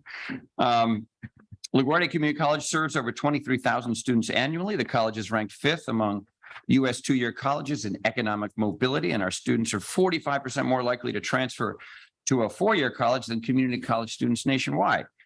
And over the past decade, the college has raised more than $34 million in private support from many generous donors for scholarships, emergency funds, and new initiatives aimed at enhancing our LaGuardia students' experiences. Many of our LaGuardia students, as you all know, are immigrants seeking to improve their English, earn their GED, or learn new technical skills to get a living wage job and support their families here in New York City. One of our most popular continuing education programs is the TELC, the English Language Center, where we teach several levels of ESL, English as a second language. The TELC at LaGuardia is the largest English language program in New York City now. This is one of the things that happened emerging from the pandemic. And we're very, very busy there. Indeed, since 1971, we've served over 275,000 students alone from 80 different countries just who've come to LaGuardia to learn English so they can get a job or continue their educations. More recently, LaGuardia launched an adult and continuing education, or ACE as we call it, scholarship program, which is now a new model within CUNY. And again, this is just an update of some things coming out of the pandemic that we've been working on at LaGuardia. Using funds provided by the LaGuardia Foundation, we provide scholarships to low-income Queens residents that are looking for workforce training. Now, this is essential since if you think about it, typical government student financial aid like federal Pell Grants or the New York State TAP program is generally limited to students who are seeking degrees like our associate degree programs. That is, students who are in the non-credit workforce training programs, and LaGuardia is the largest provider of non-credit workforce training in all of CUNY. Those students have to pay cash tuition, but because of the economic effect of the pandemic, Many of them can't do that. They don't have the cash to pay. So not anymore at LaGuardia, right? Where we've launched this new scholarship program. And indeed, last year provided over $1 million in scholarships to students who came to LaGuardia for ESL, for GED, for workforce training programs like farm tech, plumbing, electronic medical records, and many more of the 60 or so programs. And I should tell you that as we emerge from the pandemic, as you know, we, like all the CUNY schools, we suffered in terms of our enrollment. Indeed, we lost about a quarter of our degree-seeking students between the fall of 19 and last fall. That's starting to recover. We'll see in the spring semester as we get going. But over in the ESL programs, the workforce training programs, that enrollment has already recovered. We're close to 8,000 students alone just in those programs. Also, in part because we're providing the scholarship money to help make the cost of tuition go away. Anyway, regarding our request, as I mentioned earlier, is our pool facility renovation capital request. Now, LaGuardia has had a swimming pool since 1992. And we've always done our best to provide a safe and enjoyable aquatic environment, both for the college and our surrounding neighborhoods in Western Queens and beyond. The LaGuardia Aquatic Center is open over 80 hours a week, 7 days a week, averaging 170 swimmers a day. It's crowded right now, I guarantee it. In the winter months, and up to 300 swimmers are in that pool every day during the summer. The pool is accessed by everyone, including students at the college, local high school programs, toddlers in our early child learning center, that's our daycare program, as well as seniors in our local community, all for very modest monthly fees or low rates that we subsidize. So it's a very successful, incredibly popular pool. It's also 25 yards, 75 feet. It's a regulation pool. Throughout the years, the college has grown our aquatics program, in which we provide state-of-the-art swimming instruction. Annually, we have about 113 classes with total enrollment of 1,500 students. That's 1,500, for the most part, Queen residents. We get some folks from Northern Brooklyn that are coming to LaGuardia to learn to swim. I'm going to come back to this point in a second. We also have a youth swim team for those who want to further their swim skills and swim competitively. Since that's the start of the race, everyone jump in the pool. When you hear that sound, you jump in the water. Since its inception, the swim team has served over 2,000 children, providing them with a healthy after-school activity. Swimmers have also been recruited to swim at top colleges and received athletic scholarships across the country at four-year institutions like Ohio State, NYU, Cornell, Carnegie Mellon, Princeton, and beyond, all because they started swimming in our LaGuardia pool. But did I tell you how long ago that pool was built? 92. Yeah. Yeah.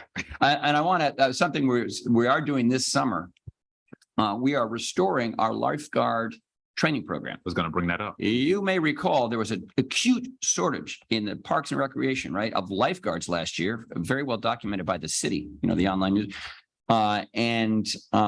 Many of our beaches and pools were not able to open or had limited hours in the hottest days of August because of a lack of lifeguards. So we are revamping our lifeguard training program with a certified instructor. We did this several years ago. We're going to bring it back. And we were contacted by the YMCA of Greater New York just last week. Same request. Can we get our lifeguard training program geared up this spring and summer to crank out more lifeguards to serve in facilities across the city? The answer is absolutely yes. But while we're doing that, we need your help because we got to raise a little money to renovate the pool. Specifically, we have to make some upgrades to the facility over time. And you can imagine this, especially because of the humidity, dampness, and the chlorine. We've got some roof leaks, moisture infiltration, corrosion through the walls, like the lamps that light the pool up, a lamp fell in the pool. This is not a good thing. And so we've got to get up there and redo the roof, a lot of the steel, the HVAC system.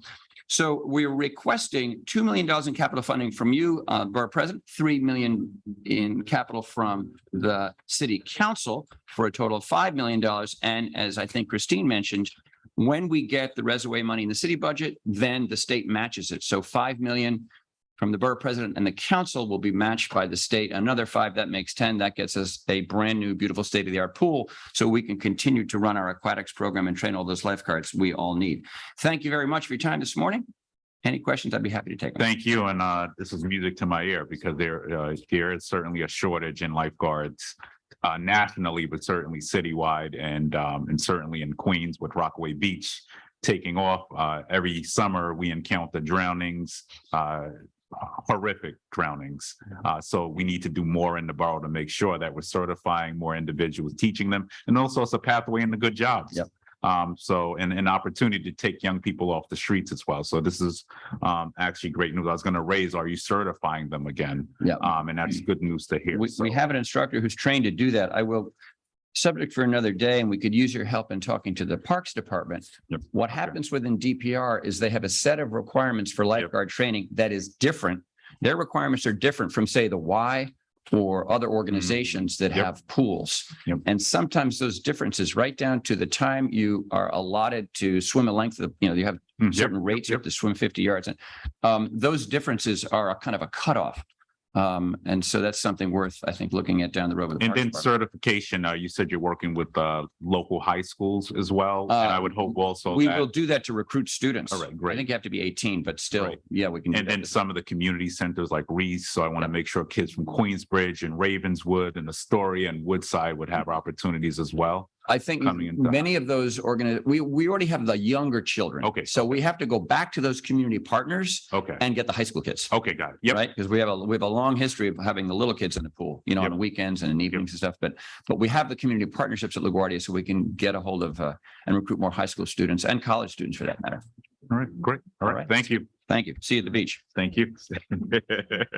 You said it. It'll be here before you know it. Be here before you know it. All right, we're going to now go back to virtual. Thank you. I want to thank all our CUNY institutions. Thank you all for coming in. And for those of you who testified virtually, thank you for the work that you do. And, you have a support on us. We look forward to continuing to work with you. We'll be in touch. All right, next we'll go to, we're turning to healthcare now. We'll go to Cameron Hernandez, Mount Sinai, Queens first. Good morning, Borough President Richards and Deputy Borough President Young. It's nice to see you today. As we had spoken about before last year, I wanted to thank you for the funding that we received last year to start off the brand new ICU at Mount Sinai, Queens, and to support Western Queens in general. We are building a 22-bedded ICU. We currently have an 8-bedded ICU. We obviously needed the ICU beds during the pandemic, and we continue to need them now with the current surges that we're in with the different strains of the virus. So this year, I'm asking for $2 million from the Borough President and $2 million from the City Council for all of the equipment that goes into the ICU. Last year's request was for the build out of the ICU, and this year is for all of the equipment. Some of those things include defibrillators, the modernization and brand new beds, the beds that keep our patients as safe as possible, keeping them from having breakdowns on their backside, especially when they're in such dire need of using the ICU. Also, patient lifts, automatic medication dispensers, and a lot of the other equipment that goes into building out an ICU. The most important thing is that with knowing that we're building out this new ICU, we've been able to attract new physicians here into the borough, including we started a new neurosurgery program here. And so we need those services in the ICU so that we can take care of those patients post-procedure. We've also started up our cardiac catheterization lab this past year, which is very exciting for the borough. And so patients are really not having to schlep into the city anymore. And again, making Mount Sinai, Queens a destination and not a pit stop to Manhattan. So I'm respectfully requesting $2 million from the borough president and his staff for the outfitting of the brand new ICU that we are starting to build. And that's my request. Any questions? Thank you. And thank you for the work that you're doing. And glad we got through the negotiations for our nurses. Finalize that, but want to really thank you for all that you've done in your institution, more importantly, the nurses and doctors, all those who got us through this pandemic. And healthcare is going to continue to be a priority of this administration. So I'm glad to see we're moving forward with the ICU build out and look forward to working with you through this budget season to put some more skin in the game here. So thank you. Awesome. Have a great day. You too. All right. Sabia Raouf. I think I got that right. MD, Jamaica Hospital and Flushing Hospital. Good morning, everyone. I am Sabiha Raouf. I'm the Chief Medical Officer for Medicis Health Network, Jamaica and Flushing Hospitals. Thank you for giving me the opportunity to present our request today. At Jamaica Hospital, we aspire to offer the latest technology and cancer treatment options to the residents of its service area, a significant number of whom are members of racial and ethnic minority groups, and many are underserved and live below the poverty level. We would be grateful for your support to fund a linear accelerator and a CT stimulator for treating cancer patients. We are requesting $5.5 million. As you all know, on January 12, 2023, Memorial Sloan Kettering and Jamaica Hospital announced a new collaboration that will bring innovative world-class cancer therapies to the people of Queens. We all know that cancer care is a significant unmet need in our community. Currently, cancer treating modalities are surgery, chemotherapy, and radiation therapy. More than half of these cancer patients receive radiation therapy either alone or in combination with surgery or chemotherapy. This treatment is currently not available on Jamaica campus. We plan to put a linear accelerator with a CT stimulator here. This is particularly important for disadvantaged patient populations like ours who have extensive comorbidities and may not be surgical candidates. The linear accelerator will help us pinpoint accuracy, provide radiation to our patients, and the CT stimulator provides images with reliable information about tumor and surrounding organs. So the treatment planning is much better. And acquiring these units will help us treat cancer patients with brain, spine, head and neck, lung, GI tumors, as well as uterus, prostate, bladder, and bones. Patient safety is our priority. Treatment plans will be developed with the radiation oncologist in consultation with the medical physicist and dosimetrist, and the machines will be operated by a qualified radiation therapist and technologist. So we really thank you for your support, your past support, and we are grateful that you're giving this opportunity to defend our request.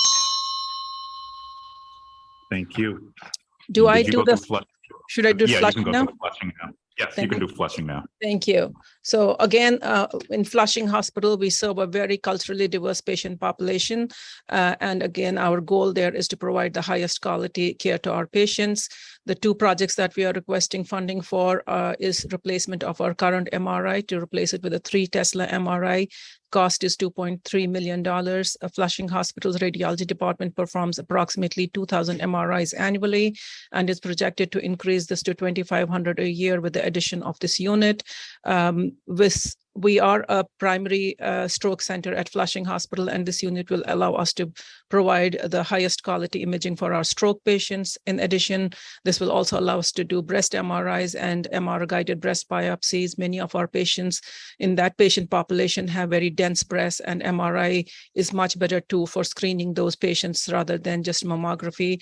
This unit will also help us with patients who are claustrophobic. The unit provides much faster imaging protocols and improves patient experience.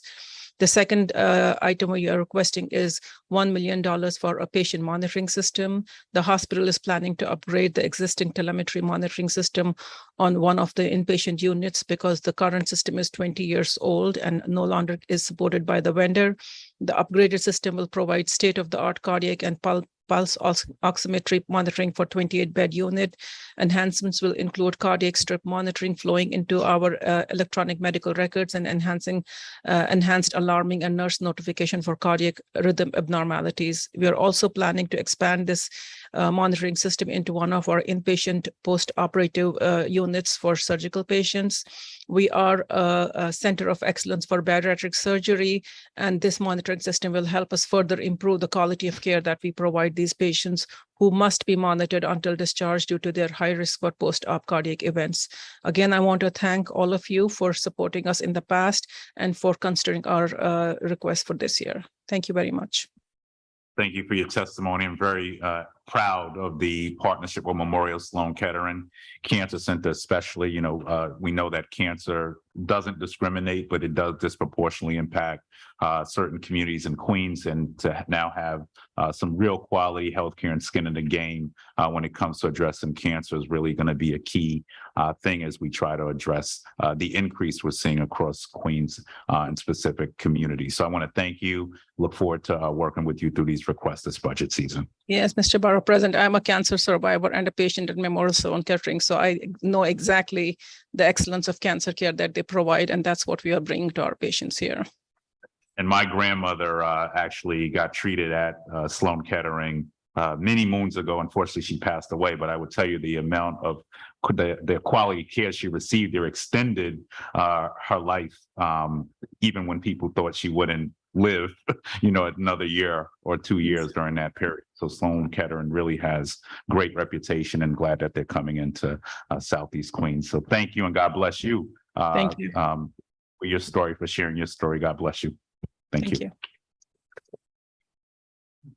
All right, now we're going to Community Healthcare Network. Christine Rutkowski. Yes, hello. Thank you Hello. for having me present today. My name is Christine Rutkowski, and I'm the Vice President of Development at Community Healthcare Network, otherwise known as CHN. I also want to acknowledge my colleague, Erin Verrier, our Public Policy Manager, who's also listening into the call.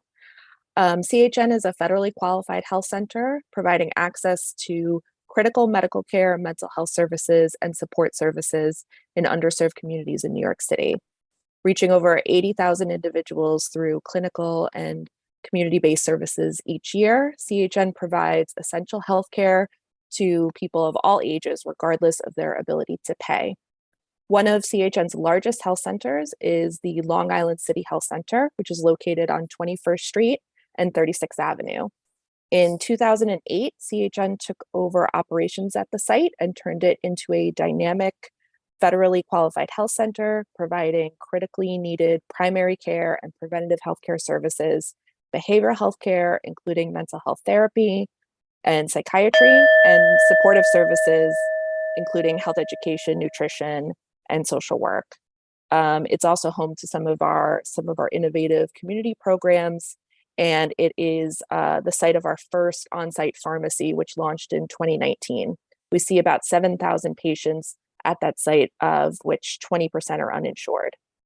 In 2001, we actually were able to purchase the location, which has allowed us not only to make critical infrastructure improvements, but to envision a new and expanded health center to provide services in Long Island City. We are also going to be introducing a family medicine residency program with support from HRSA in 2024. In this year's application cycle, we are requesting funding to support a construction and renovation project at the site to expand our capacity to see patients. We'll be requesting $250,000 from the Borough President's Office and $1 million in total for the project. I thank you so much for this opportunity to talk today, and for all of your support over the years for our projects. Thank you. And I think we worked with you and funded the expansion on Supton. How's that going? Yes, that is going well. We've relocated our staff to a temporary site, and we should be breaking ground at that site soon. So we are very excited about that project as well. Absolutely. We'll continue. And you said your request to us specifically is $250,000 for the Borough President's Office. Yes. For this project. Okay. Yes. All right, great. Thank you so much. much. Thank you so much. Thank you. All righty. Next, we're moving to Jason. Oh, wait, am I right? Yes. Oh, Jason Vanderwalker, Flushing High School campus. Good morning. Do I have the ability to share my screen? Sure. Yes. Give us 1 second. Omar walked away. Thank you. Okay. All right. There you go. All right.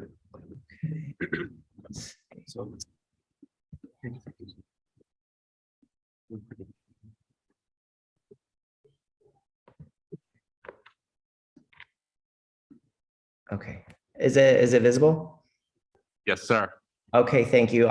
First of all, once again, thank you for allowing for this opportunity today and for our existing relationship that we have growing with the Borough President's Office. As stated, my name is Jason Vanderwalker. I'm principal of Veritas Academy. I have become the point person for our campus and trying to really secure support and the restoration of Levitt Field. Our campus serves 3 high schools with approximately 3,000 students and adults. We also currently serve 24 PSAL athletic programs, as well as a numerous amount of external partnerships. And as I have demonstrated also between the school and our external partnerships, the people that benefit from the field come from a vast range of neighborhoods across Queens. We have been in the past trying to secure additional funding for the field, which started last year, where we currently have raised about $1.5 million from City Council that is now in the School Construction Authority. However, as we're continuing to expand this project, we're seeing that it is most likely going to exceed $3 million. So our appeal today is really to hopefully be able to garnish more support so that way we can have this field at its full utilization.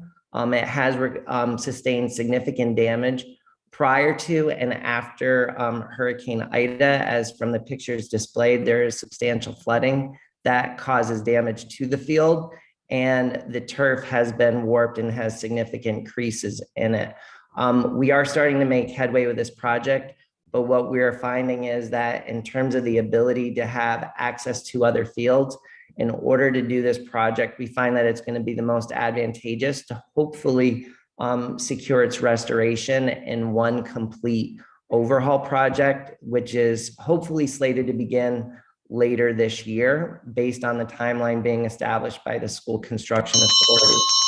I thank you for the time today, but as pointing out the various neighborhoods, it's not just an investment in one athletic field or collective set of high schools, but the greater community of Flushing as well as the borough of Queens. Thank you for your time. Thank you. And we did put, I'm not sure if you're aware, $500,000 into this project. Are you aware of that? Yes, that Okay. looks as it's being factored into that from the previous year. Oh, into the 3. Okay. And do you know what, did SCA give a total? Right Do you know now, how much? we had an initial meeting about a week and a half ago with SCA. So when they release that funding, they can now start to come in and do the initial scoping of the project.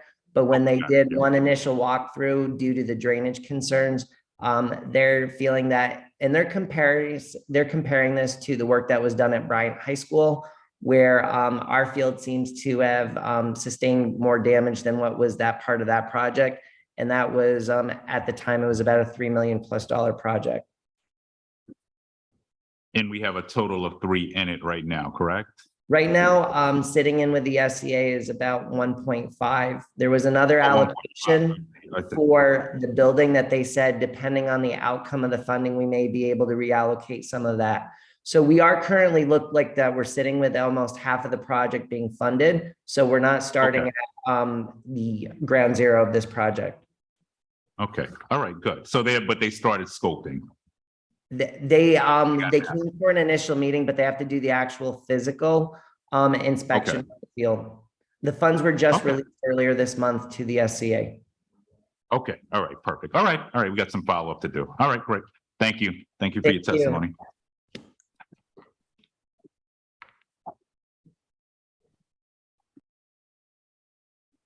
All righty. Next, we're going to Cindy Kasson, Lexington School for the Deaf. I even brought an audio visual here. Hi, I'm Cindy Casson. I'm the Community Relations Director at Lexington School for the Deaf in East Elmhurst. I'd like to thank the Queens Borough President, City Council, and members of the Budget Panel for the opportunity to speak today. We're a school that serves over 250 profoundly deaf children throughout the city. We're concerned about safety, not only of deaf children, but children in general. Every summer when the beach is open, we're tragically reminded that many of our children lack basic water safety skills. Drowning is the second leading cause of death among children, and for African American children, they have a drowning rate that's 3 times higher than any other group. Queens is a borough surrounded by water, but we're actually an aquatic desert. We simply don't have enough swimming pools to meet the needs of our 2.5 million residents. The Department of Parks and Recreations has 2 indoor pools in Queens, the Roy Wilkins Center and the Flushing Aquatic Center, which has been closed for a number of years. With capital funds from the Queens President's Office and the New York City Council, Lexington can help more Queens children acquire basic swimming and water safety skills. We have an indoor swimming pool, 28 feet by 60 feet, that served our students and members of the community until 2014. We need $4 million to bring the pool back into operation. Repairs would include new mechanical room, concrete work, tiling, and ADA modifications. The pool would be a resource for our deaf children, but also open to the Queens community during afternoon, evening, and weekend hours. We would work with organized swim groups such as Swim Strong Foundation to offer water safety, swimming, and lifeguard instruction. We hope that you will agree that Lexington, with capital support from Queens Borough and the City Council, can be a small part of the solution to reducing drowning deaths in Queens. Thank you for the opportunity to present. I'm a former lifeguard. I have 2 daughters who are lifeguards, and I have a son who's ready to be a lifeguard. So we are certainly aware of the need to bring water safety to the borough. Thank you. Thank you. And I think you heard LaGuardia Community College mention the same thing. So we don't have to spend a long time on a conversation. We look forward to working with you through the budget season, and just make sure that you're also reaching out to the city council, local city council member as well. Great. Thank you so much. All right. Thank you.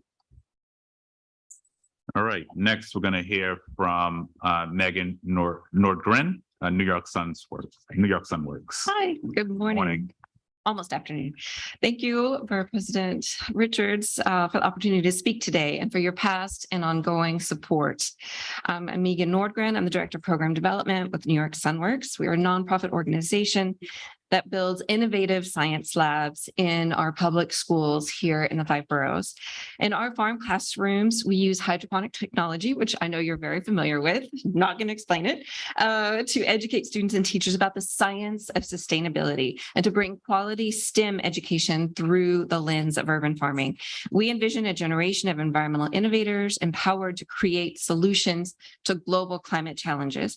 We transform any classroom into a hydroponic lab. It's a very cost-effective solution so students can grow nutritious food right in the classroom year-round using 21st century technology. Most of these have been built with capital funding from our generous borough presidents and city council members. Our program is integrated directly into the school day programming, so teachers don't feel the burden of additional programming requests. It becomes a part of their class day and instead their science education instruction.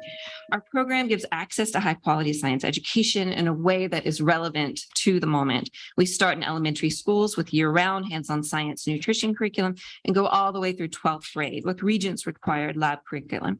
We're working to build a geographic pipeline of schools so that students may continue to learn science in this way through urban farming through all 12 years of grade school. And I was very excited to see LaGuardia Community College here because we are working to expand our program to the community college level, in particular with LaGuardia, to support their brand new urban farming associate's degree. So we hope to be building that lab soon.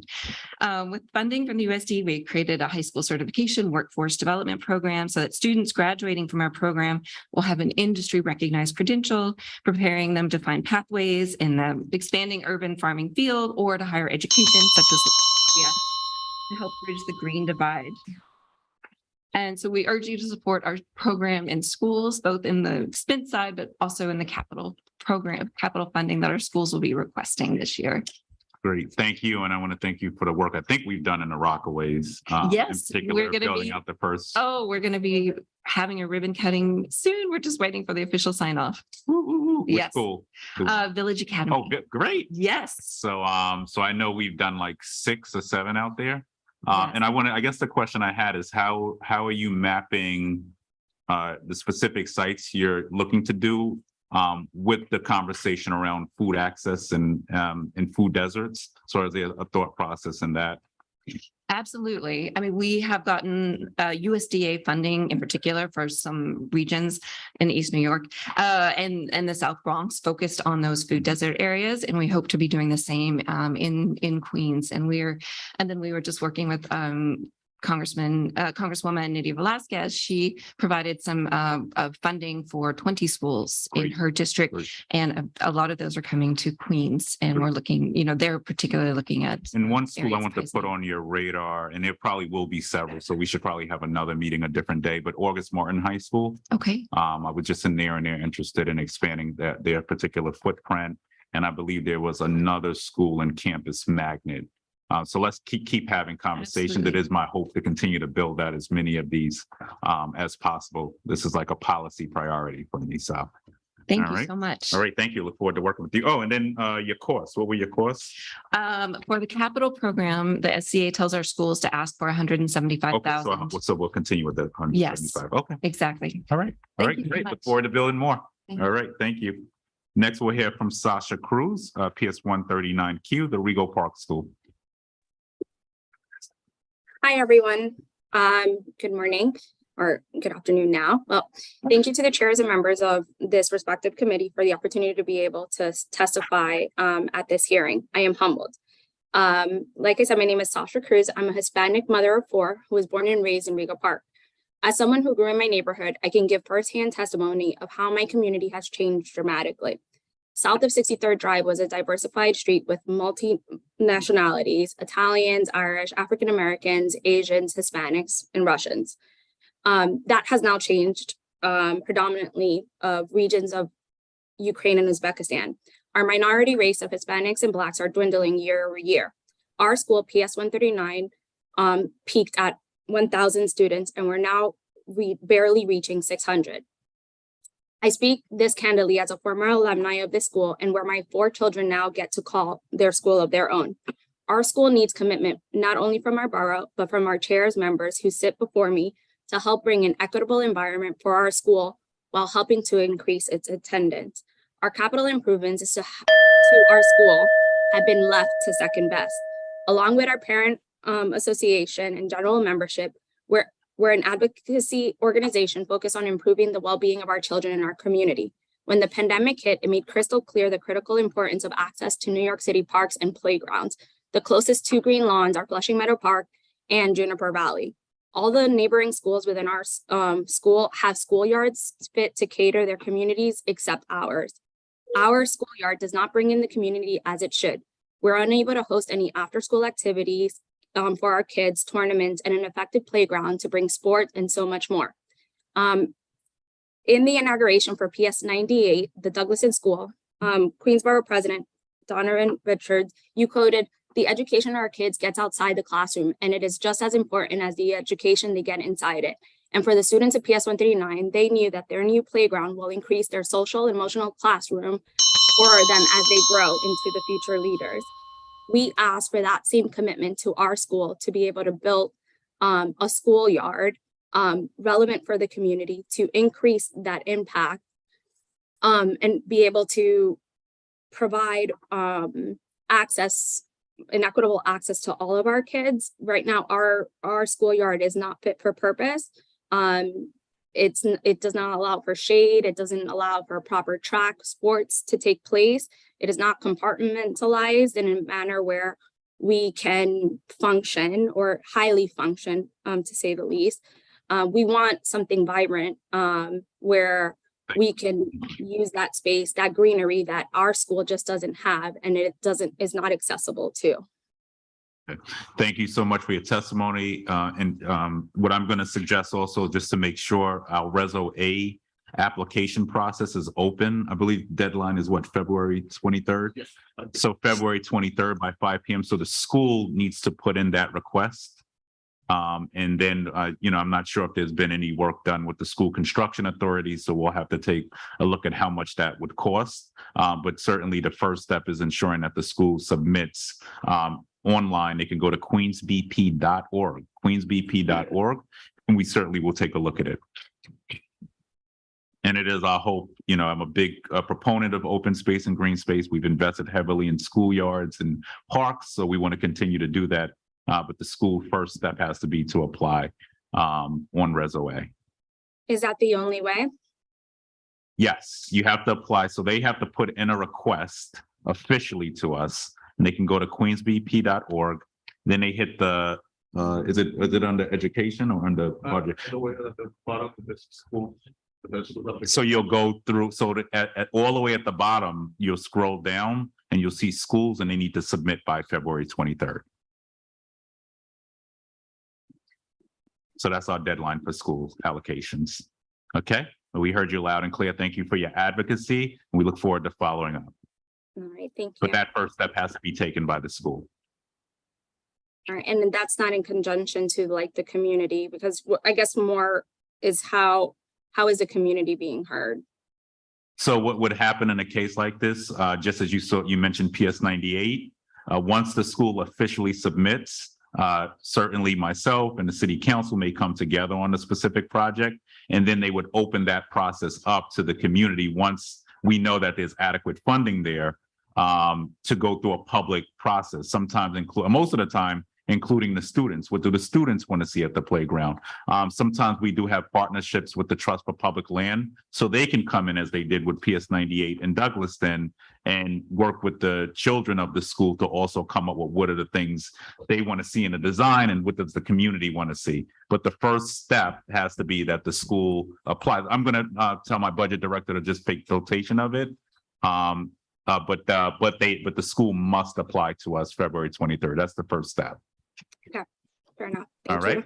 Thank you for your time. All right. Thank you so much. And thank you for taking the time out to testify as a concerned parent and someone who grew up in the neighborhood. We appreciate that. All righty. All righty. Thank you. All righty. We're now going to go to SC Lucier. I think I got that right. The American LGBTQ Plus Museum, and Hugh Evans. Hi, thank you so much. Hugh is going to kick us off, actually. All right, we'll go to Hugh. Thank you.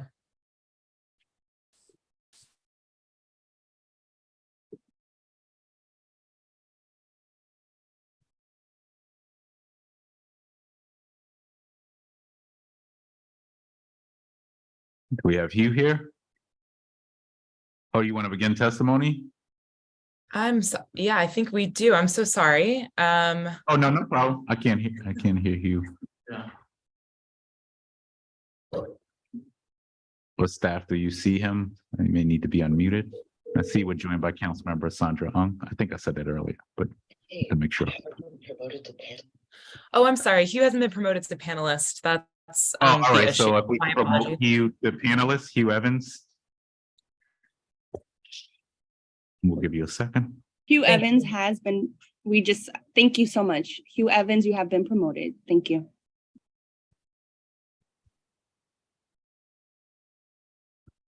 All right, now unmute yourself.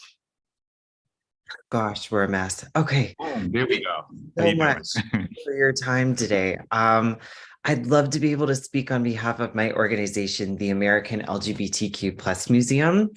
I'm Hugh, and I'm the executive assistant and administrator for the museum.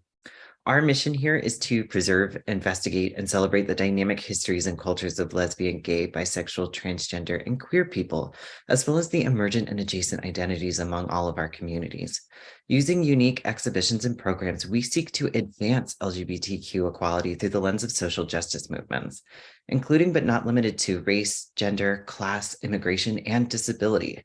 We envision a world in which all people work towards and experience the joy of liberation. However, as of today, there is no major LGBTQ plus cultural institution in the United States that's dedicated to preserving queer history and culture, illustrating its many impacts on broader society or presenting it to the public in a very accessible way. The LGBTQ Museum would be a cultural institution that can enhance the civic infrastructure of Queens and its adjacent communities in New York City by filling a great educational and cultural vacuum and recognizing LGBTQ people as a major contributor to weaving the fabric of American society. And I'm going to hand it to my colleague, SC Lucier, who can speak more about those programs and collaborations. Thank you. Hi, I'm SC Lucier. I'm the Senior Associate of Public Programs and Partnerships for the American LGBTQ Plus Museum. In 2026, the museum will open our first physical space in Manhattan in partnership with the New York Historical Society for the purposes of collaborative exhibitions and programming.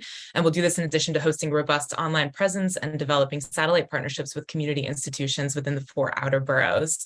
It's our goal to build relationships with institutions across New York City, developing exhibitions and events wherever possible, and extending our outreach to a greater audience. We're currently in conversation with the Queens Museum and the Guardian Wagner Archives to envision potential collaboration that will directly serve the unique histories of Queens and its adjacent communities. And we will also be supportive presence within borough-based Pride Month celebrations and work with community vendors to provide necessary educational resources. We've also hired a new director of public programs to help expand our vision, further realizing our plans for diverse and accessible public programming that continues to reflect our organization's commitments to gender, racial, and disability justice. So thank you for the time to speak today. Thanks all. Thank you. Thank you both for your testimony. Thank you. Next, we'll go to Wanda Best, Art Transforms. Good afternoon, everyone.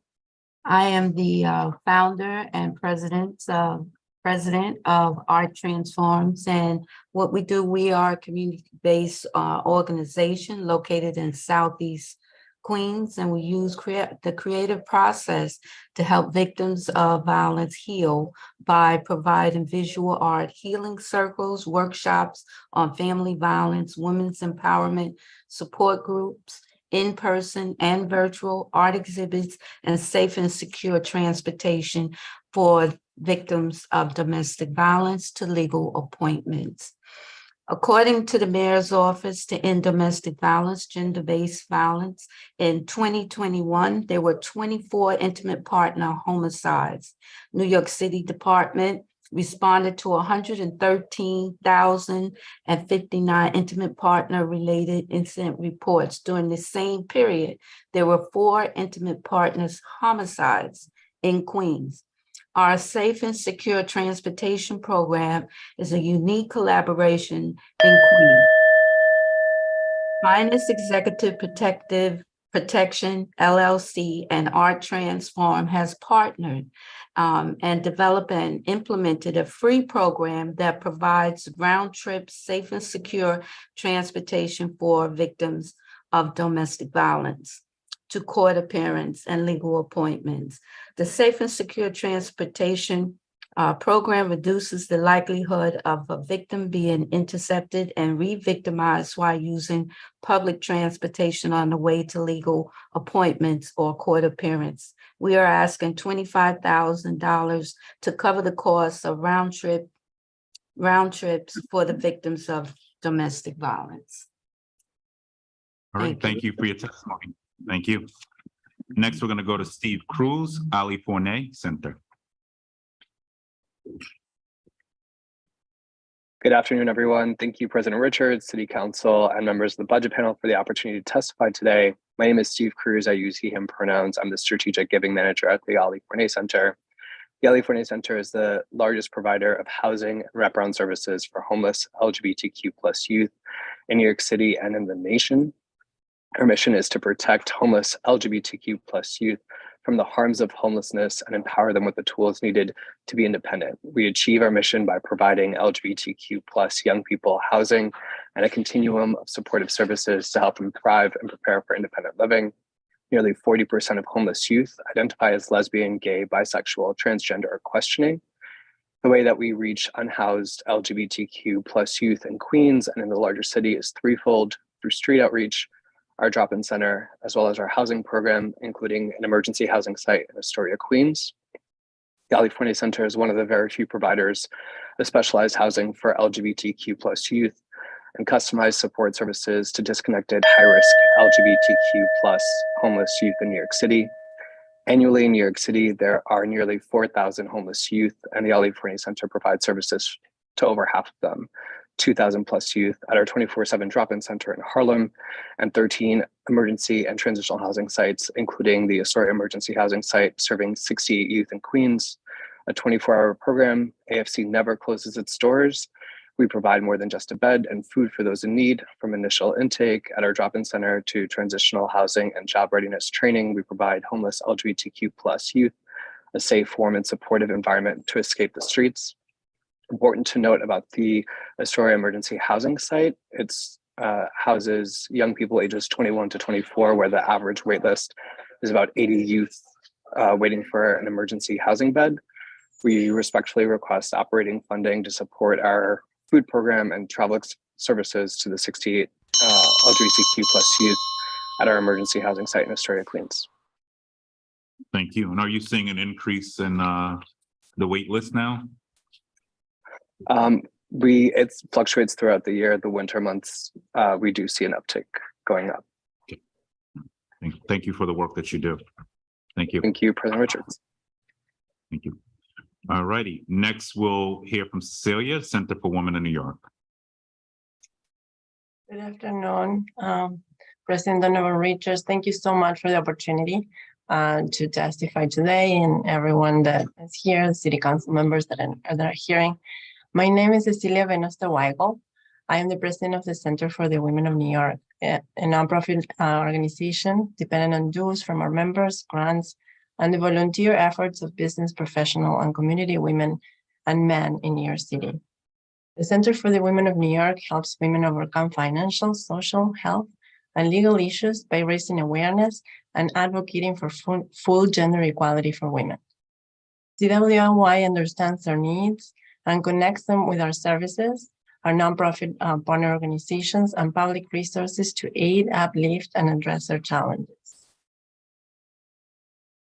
The center has two locations. One is at Queens Borough Hall. We have a small office there, and the other one is in Bayside at Fort Totten Park, and they're an operating agreement with the New York City Parks Department.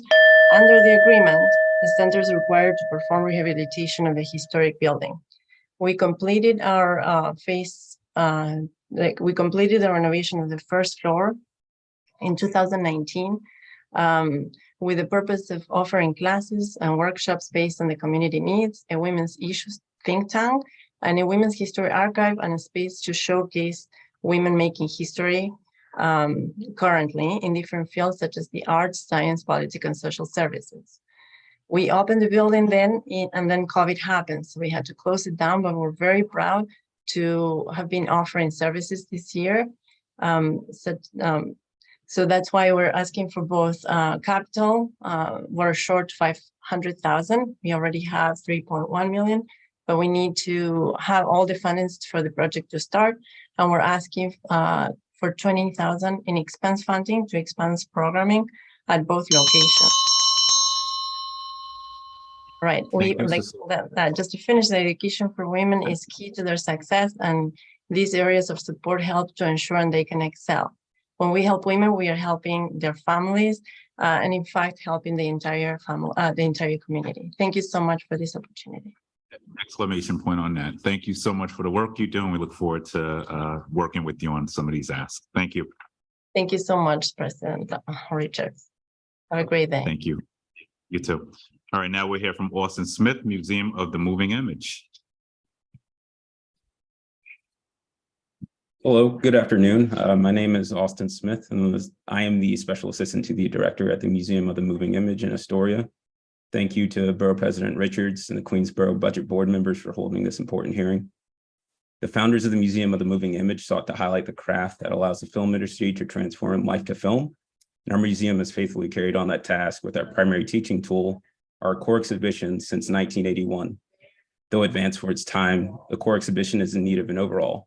The digital revolution has completely changed the way that we interact with media, and in its current form, the museum is not equipped to reconcile with this incredibly rapid change. With continued support from the city, we have an opportunity to create a truly universally accessible and inclusive exhibition space. A lot of syllables, sorry. We want to tell the story of the moving image to everyone who walks through our doors, regardless of language, educational, or physical barrier. The moving image is a medium that has been used to shorten the distances between people and cultures on opposite ends of the earth, and it is incumbent upon the museum to better explore its dimension flattening nature. The story of the moving image is incomplete without telling the stories of the many immigrants, women, and people of color who have also had a hand in making the film industry what it is today. On the whole, the digital revolution tightened the relationship between creator and consumer of this media, and we seek to retool to better highlight the contours of this ever-evolving dynamic.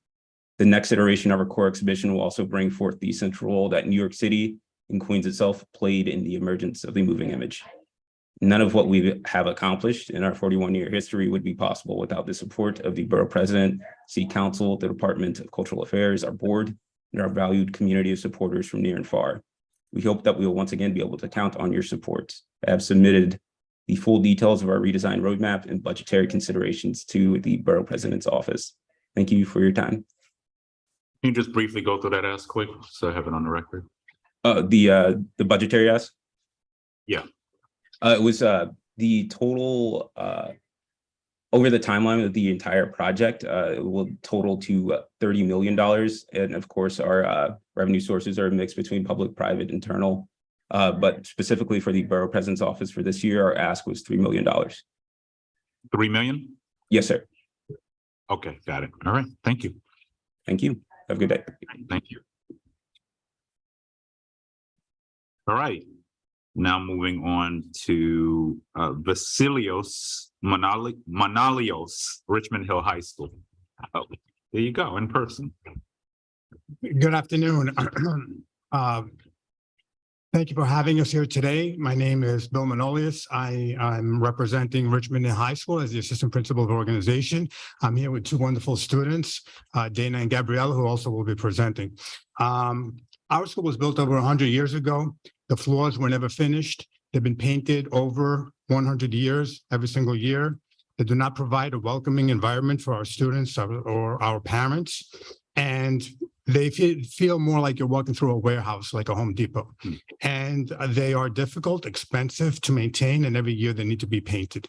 We're asking that the cement be covered with tile, as every other school has, or that it be polished professionally.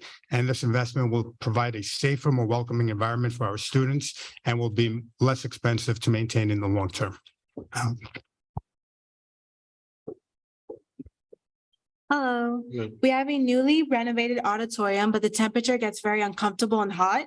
So our school has many events, but we are unable to use it during several months of the year because of how uncomfortable it is.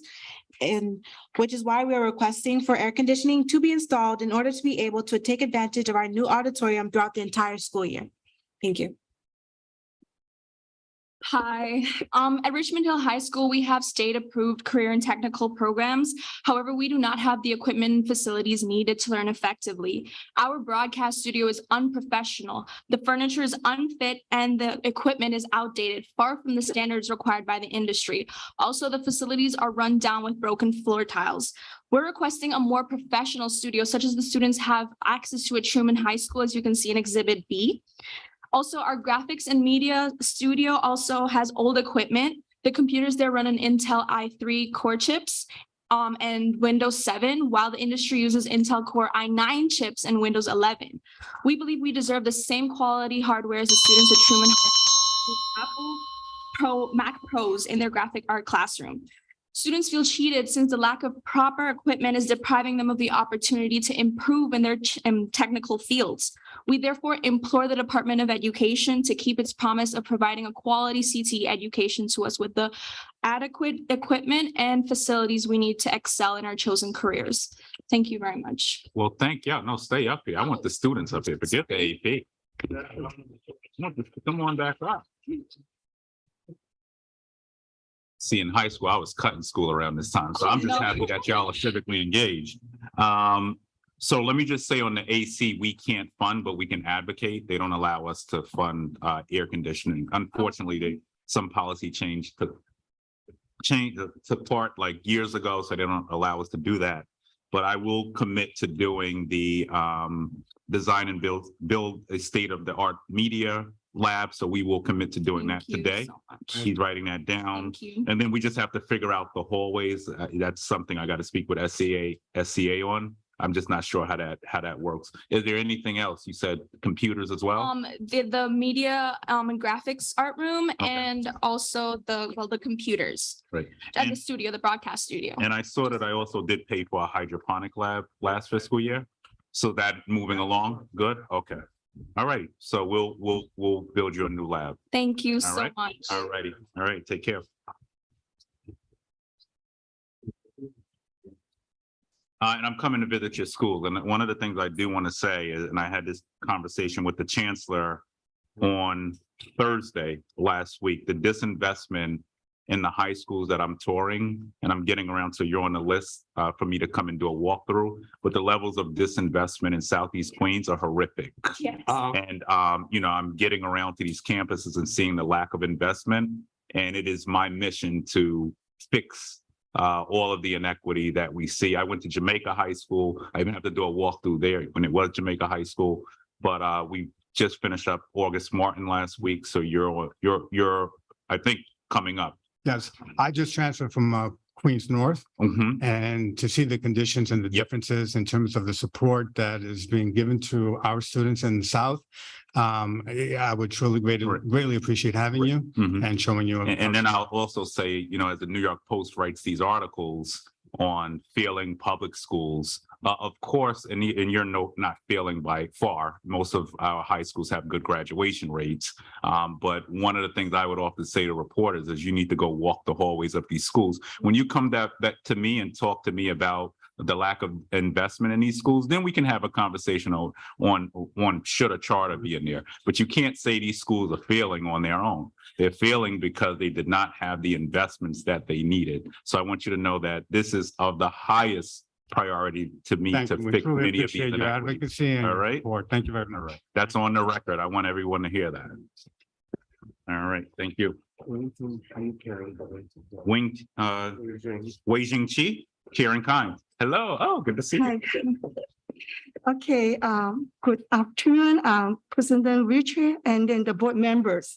My name is Wei Jing Xu from Kevin Kai, the heart of caregiving.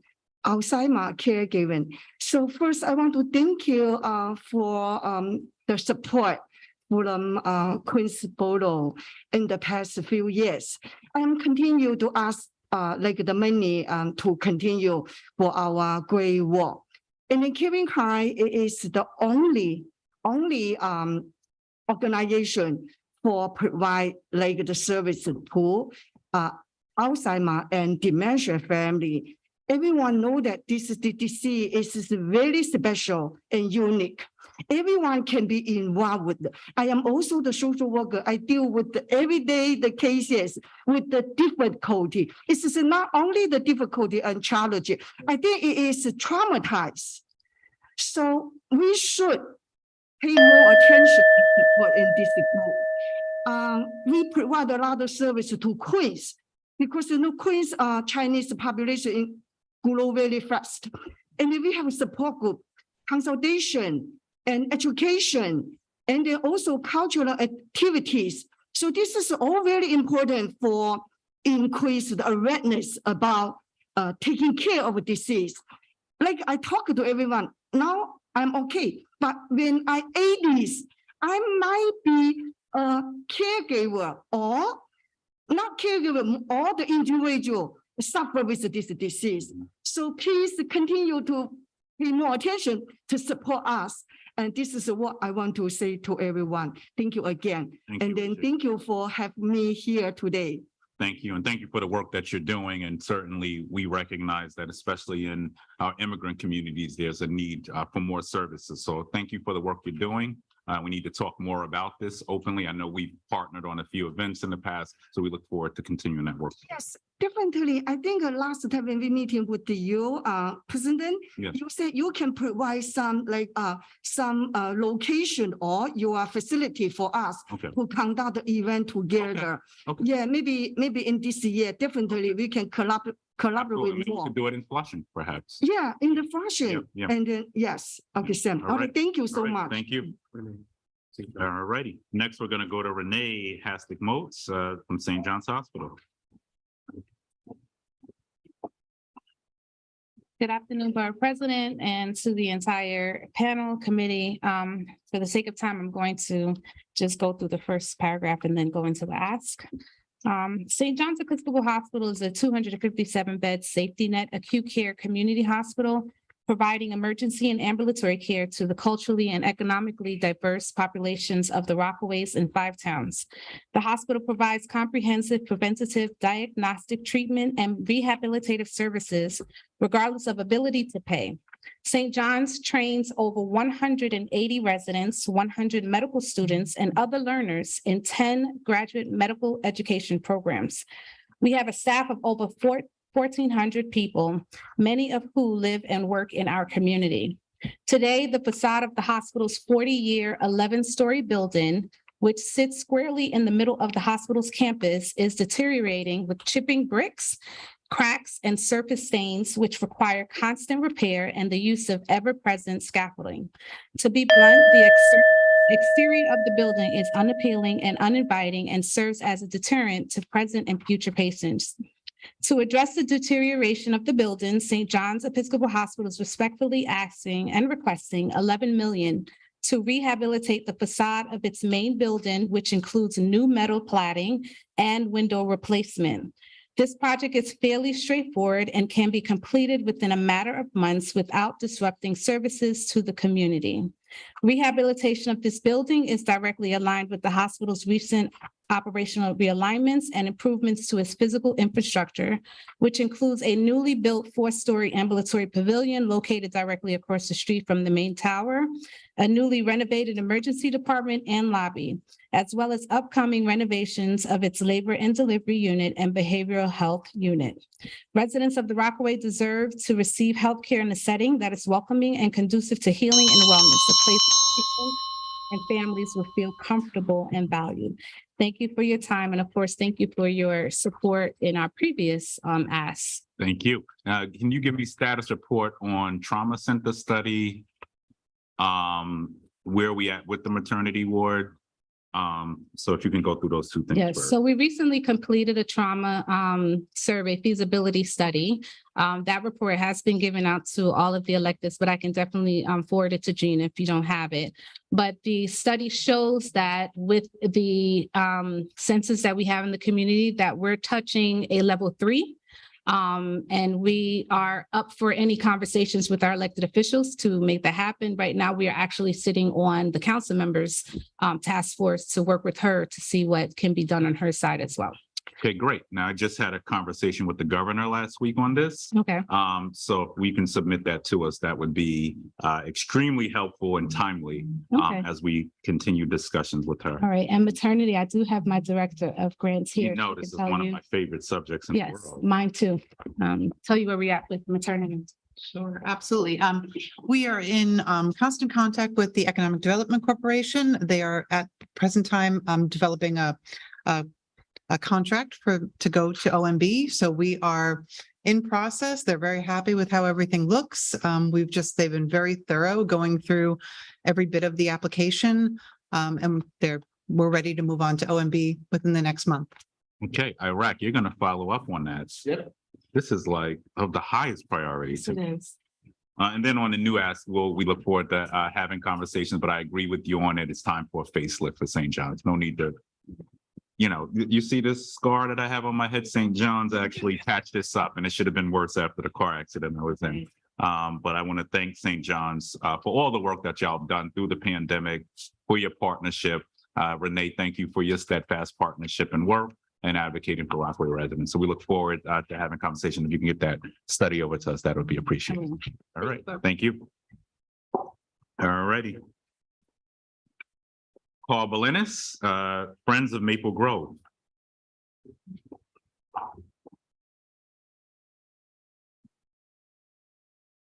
Good afternoon. Thank you so much for the opportunity and for the past discretionary funds we've gotten. I'm wearing two hats today because as I wrote, Helen Day, the president of the Richmond Historical Society, is out of state. So she asked me to just say a few words for them. It's a society, and I'm the vice president of the Richmond Historical Society. And it's a unique community for Queens, founded in 1868. The Richmond Historical Society is 25 years old and just had a celebration. And it's a community filled with Victorian houses. Okay. My main focus is the Friends of Maple Grove Cemetery. I'm the president of that. We've been around 15 years. Maple Grove Cemetery across the street is 148 years old. We are quite unique for Queens as a cemetery. The cemetery, who knew, could be a classroom, could be a cultural center. And last year, with the discretionary funds of $2,500, we held 43 events. Wow. As a we're in the entire world. We are the only cemetery with a concert hall. We're the only cemetery with a classroom, combined with class, and a revolving monthly art gallery. And I've invited you to 43 events, and they're still waiting. So hopefully across the street, we could make a little trip and see what facilities we have. We're one of the few cemeteries that opened during the pandemic and kept our 65 acres open for the community to walk through. We served 170,000 people are buried there. We take care of their history and we try to speak on their behalf. We have 75 soldiers who died in World War I, World War II, Vietnam, Afghanistan, that we memorialize and remember. 23 victims of 9/11 are there as well. And we remember them. So we have countless of stories, 170,000 stories that we tell as a classroom space. And we are the only to sponsor one of the Queens Boy Scout groups, since the church no longer is allowed to sponsor them. Okay, well, thank you for your testimony, and we look forward to continuing to support. Thank you. All right, thank you. All righty. Next, we're going to hear from Don Hung from UA3 Community First. Hi, my name is Don Hung, president of UA3, and we originally started in the digital divide. Had a lot to do with my kids realizing from her classroom that there was no access from other kids in the class, and finding out some of her classmates didn't have internet to do homework. So that's what we started. However, when the pandemic started, people realized that it was survival, not education, that was important. So we started trucking out to Queens, Brooklyn, and South Bronx, and we're located in Manhattan. About 130 CBOs, about a third of them are in Queens. Emergencies, like we got a phone call several weeks ago for Thanksgiving that Adrian Adams says, Don, we need help. The food distribution didn't come through for 5 organizations. What can you do? I made some phone calls at 9 o'clock in the morning, and by 11 o'clock, they were picking up food at our food distribution to satisfy both Muslim and other Catholic groups that were picking up food. So we've been serving the Queens community for several years. In the order of magnitude total, we're about $50 million. We were moving tractor trailer loads. This Saturday, we just had a big event. We already had 17 CBOs collect food and oranges to celebrate the Lunar New Year's. What we do is we go around to different communities, and this last Saturday was lunar. So Muslim groups, Indian groups, South Asian groups, Black churches, we all came together and celebrated that in up in Harding Ford pantries that we have a close alliance with. And we brought truckloads of PPEs and food. We're looking for other activities that happen to be and other groups to come and join so we can share each other's festivities in Queens. Thank you for your testimony. And you said, which CBOs do you work with in Queens? Harding Ford. What I'd be happy to do is send you the 130 groups that we work with. Many of them are in Queens, and I'd probably, rather than going through them all, I'd be easier for me to mail that to you, email that to you. All right, thank you. Oh, thank you for your testimony. All right, thank you. All right, I want to thank everybody who got helped us get through the first half of the day. We're going to recess till 1:15 sharp, and we'll be back. Thank you. Thank you.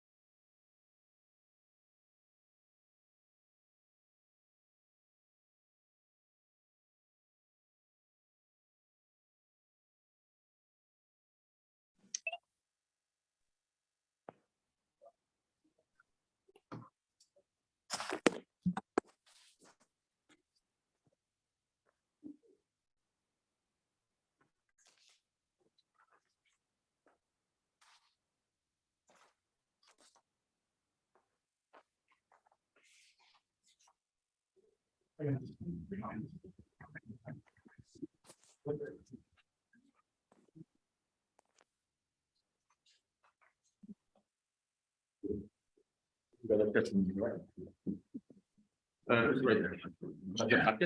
right, so we're ready to resume? Yes.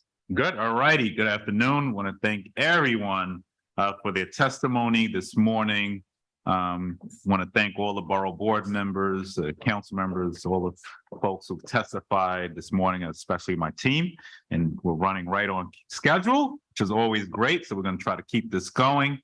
We're going to start with Bridget McBrien, the Jewish Board of Family and Children's Services. Thank you so much to everyone. I wish I could have joined you in person, but thank you for holding virtual an option. My name is Bridget McBrien. I'm the Director of Government Relations for the Jewish Board. We're a mental health and behavioral health provider. In Queens, we serve just under 2,500 residents of Queens throughout almost all the districts, council districts. We have borough-wide services, including family prevention, 2 mental health clinics, school-based mental health services, as well as 2 domestic violence shelters. We're asking for your help in combating the mental health crisis that's facing our city this year. In our counseling centers, we have waiting lists of over 1,600 people waiting to start or resume mental health therapy services at any given time. The reason for this, kind of loss and access to services is due to 1, insurance regulations, and 2, just simply not having the staff to provide the services. So we'd like to ask for your help in making sure that the human services sector has a COLA this year so that we can continue to retain and recruit staff members. And B, for us Jewish Board individually, we'd like to ask for your help in supporting a $50,000 to $100,000 allocation per mental health clinic. There's 2 in your packets that you'll see the addresses to, and this allocation would ensure that people without insurance still have access to quality mental health services. I'd be happy to answer any of your questions, and I can always be reached at the Jewish Board. Again, Bridget McBrien. Thank you so much. Thank you. A quick question. I know certainly aware of some of your DV shelters. How are we doing in placement into permanent housing from some of those shelters? And has there been any synergy with some of the development happening in one of those areas? Where the specific location is, just for sensitivity, but are you or have there been any connections made to helping transition folks into permanent housing? Yeah, thanks for your question. That's always been such a difficult aspect. We had been very successful before the pandemic, moving people into NYCHA homes, apartments there. Also, the great increase in the city FEPS voucher has been very helpful. We do continue to struggle, but thankfully, the city has stepped up in that regard. So let's connect a different day. I want to make sure that we're strategically ensuring that as folks look for permanent housing, that we have some work to do with Housing Connect, and just want to make sure everything happening in the borough, there's some connection for some permanent housing there as well. And then of course, we'll support your ask. The only challenge for us is that's a lot of expense for us. We get a lot of capital, so just encouraging you to continue to work with the council, and where we can be helpful, we'll be helpful. All right. Thank you. Thanks so much. Thank you. All right. Next, we're going to Dorothy Brown, Greater New York Council's Boy Scouts of America. Good morning or good afternoon. Thank you so much for having me. I am from the Greater New York Councils. My name is Dorothy Brown, and I'm the Director of Corporate Foundation and Government Relations. We currently serve 1,800 boys and girls ages 5 to 18 in Queens, and they are hosted by community-based programs in public schools. So the funding we are requesting today would not only support our current staff with volunteer-led scouting programs, as well as our after-school program. So we're currently in 3 Queens public schools and are requesting funding to hire additional leaders, particularly since a few years ago we did welcome girls to the program, and so we're looking to recruit and train more leaders, and this would definitely help with that.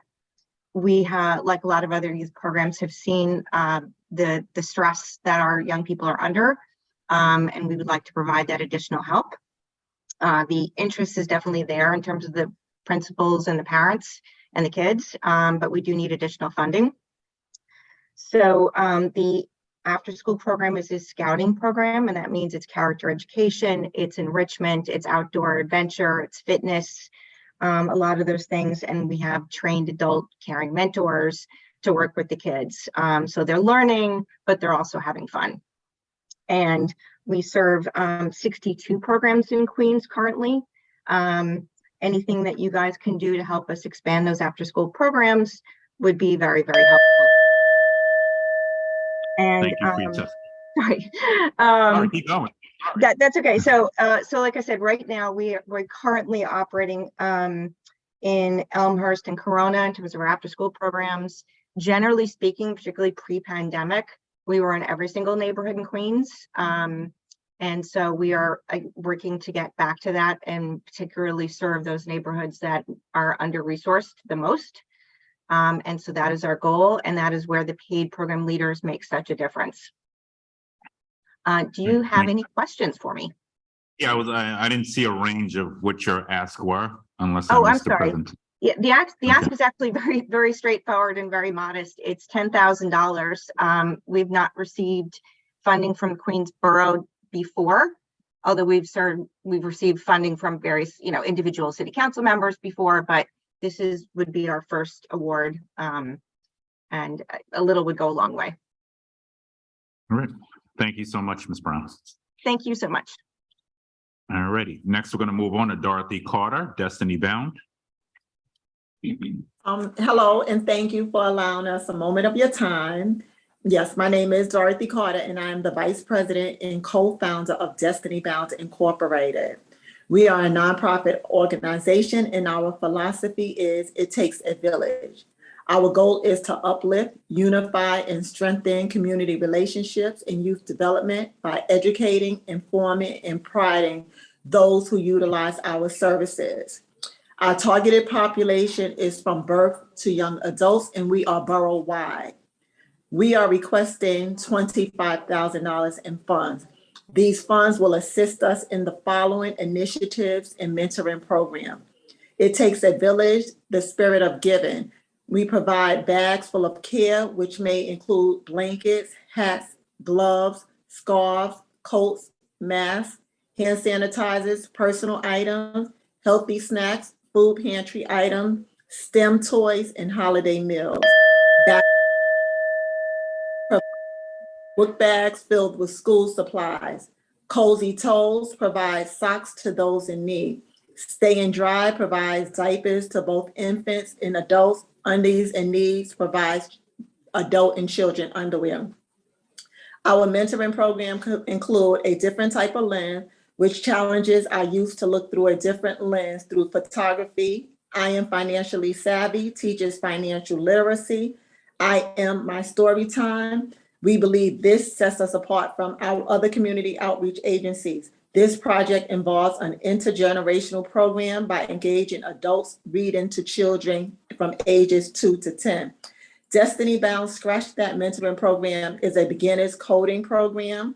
Let's Get Moving reintroduces our youth to family and fitness. I Am Operation Fire Safety.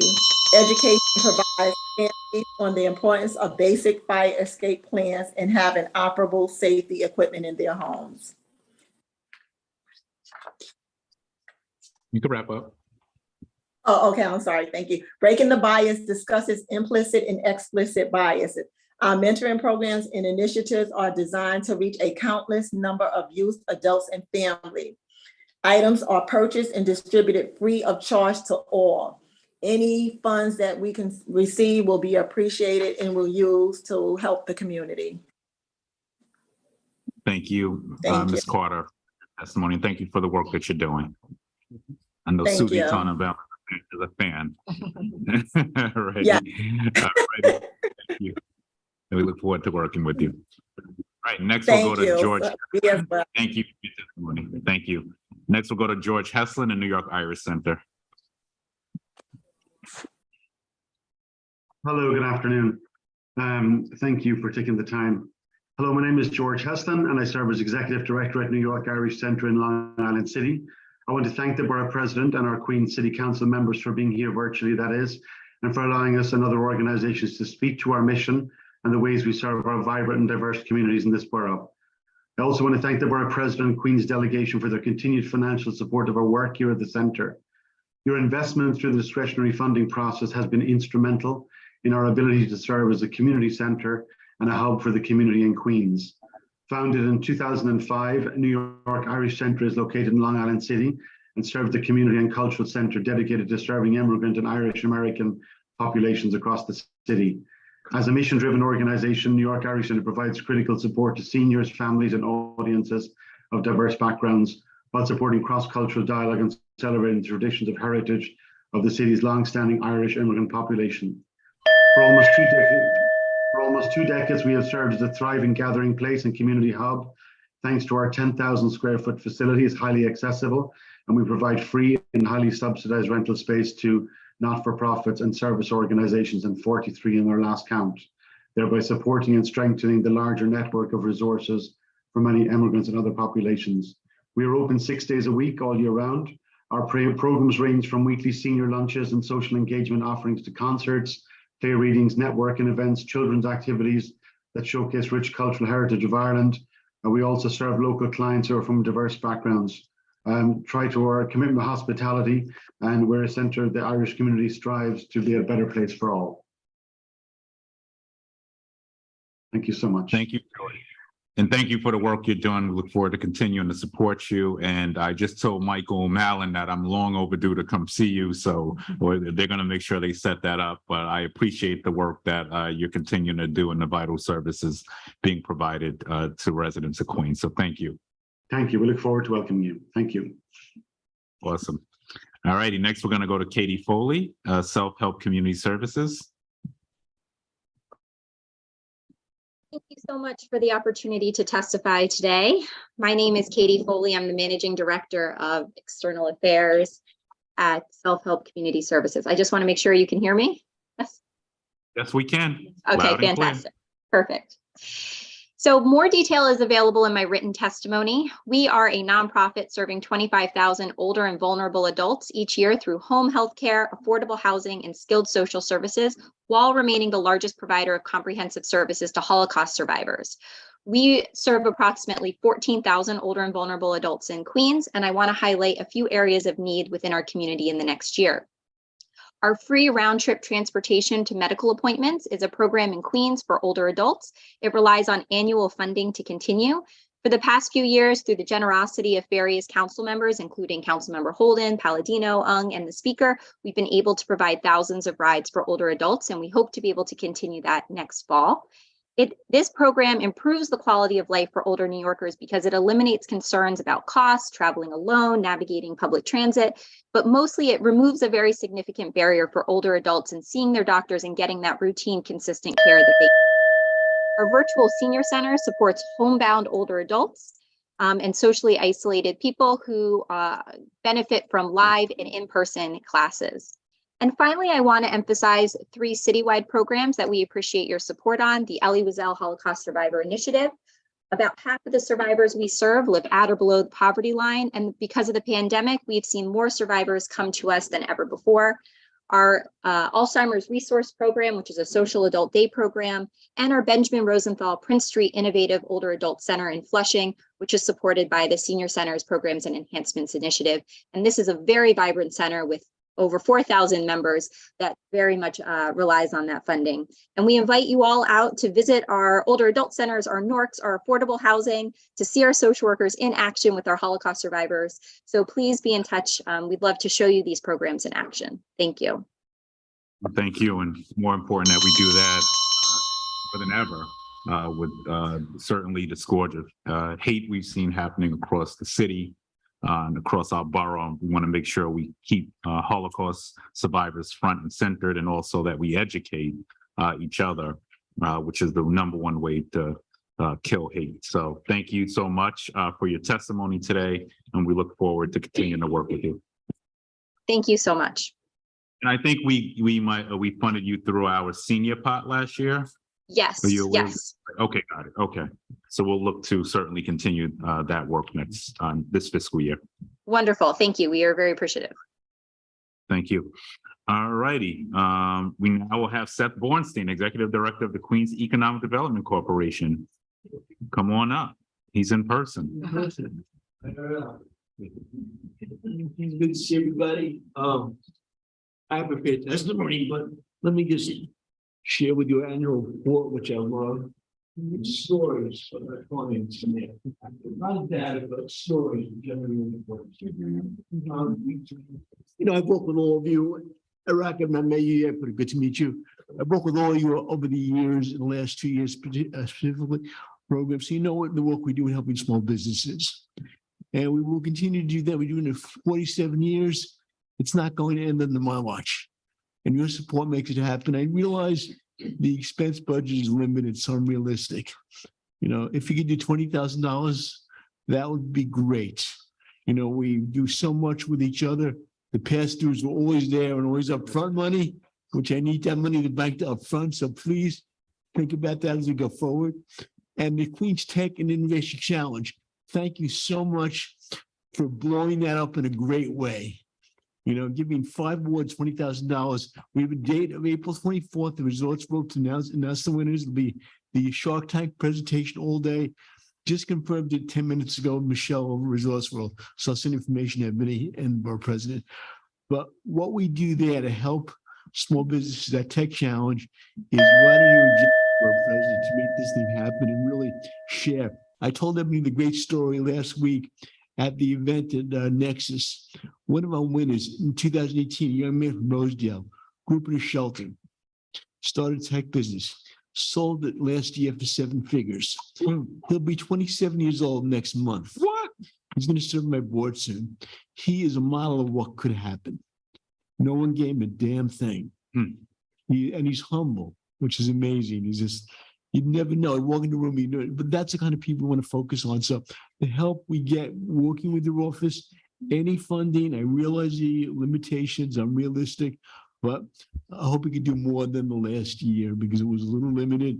But we're always there for you, and I know you'll always be there for us. Thank you, and I'm allowed Deputy Borough President to certainly chime in here, but I want to thank you for your partnership, and we certainly are going to try to do better this year because we really appreciate the partnership, all that you're doing. And you mentioned that tech challenge, and I know I showed up to the Queens Tech Fair. I think over 600 people attended that. Unbelievable. So it shows we want to make, what was the young man's name?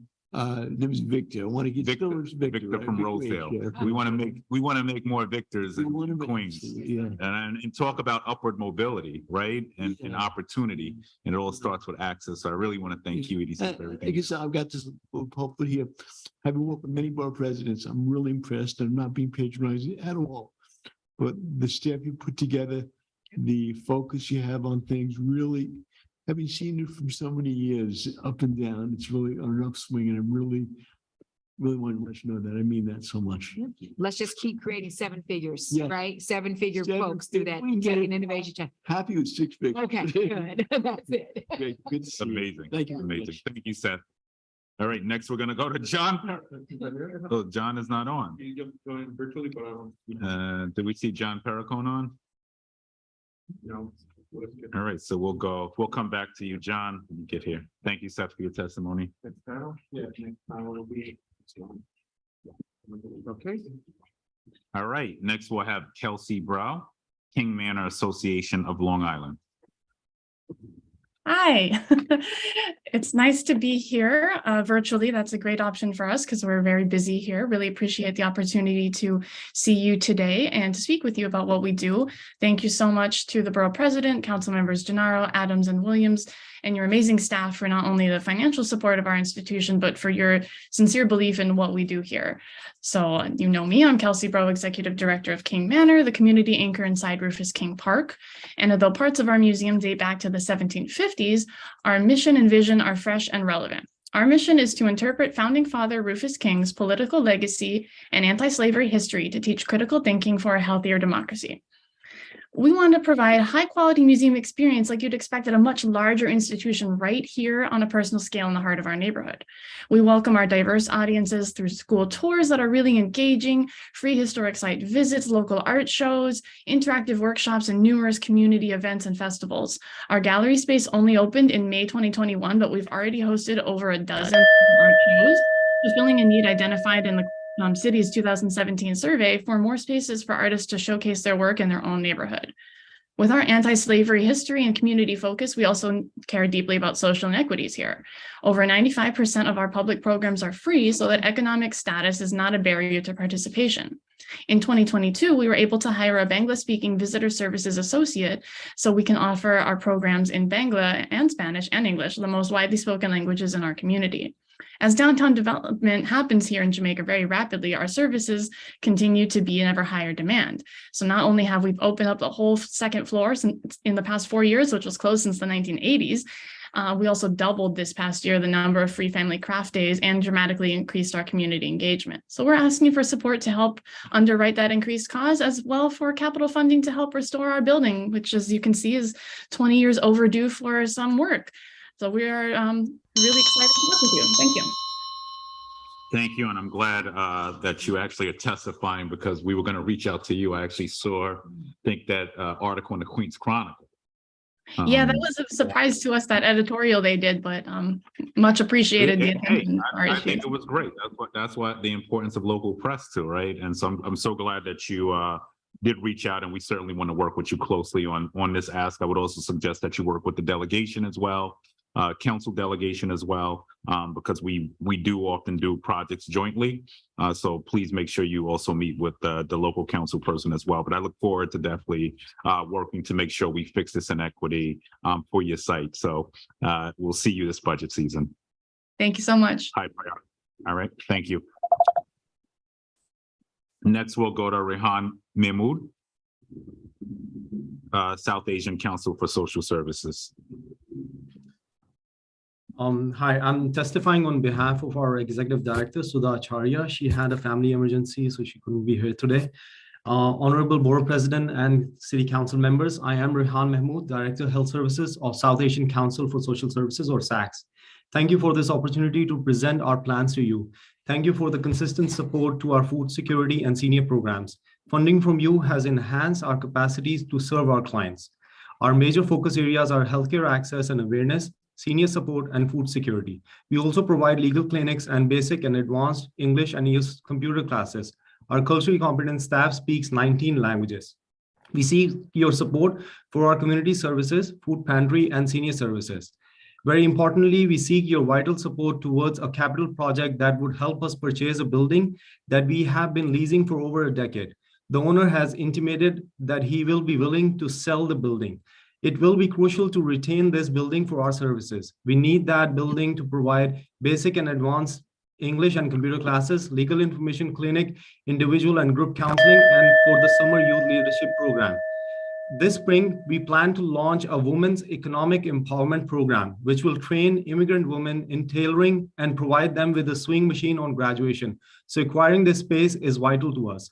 Here is a brief update on our current programs.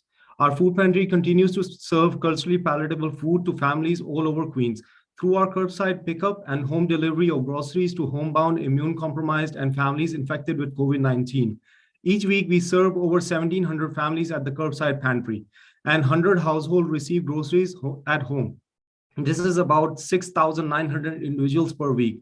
We continue to provide mental health counseling, connection to healthcare, and other public benefits and case management services in person and virtually. Our senior center provides senior programs that enrich their physical and emotional health in a culturally and linguistically relevant environment. Thank you. Thank you so much for your testimony, and I want to thank the Council for Social Services for their continued work, and certainly many of the organizations who are going to testify here today, definitely providing that cultural competency for our diverse communities right here in Queens. So thank you. Look forward to continuing to work with you. Thank you. All right, next we'll go to Kevin Kang, the Minkwan Center for Community Action. Okay, that's right.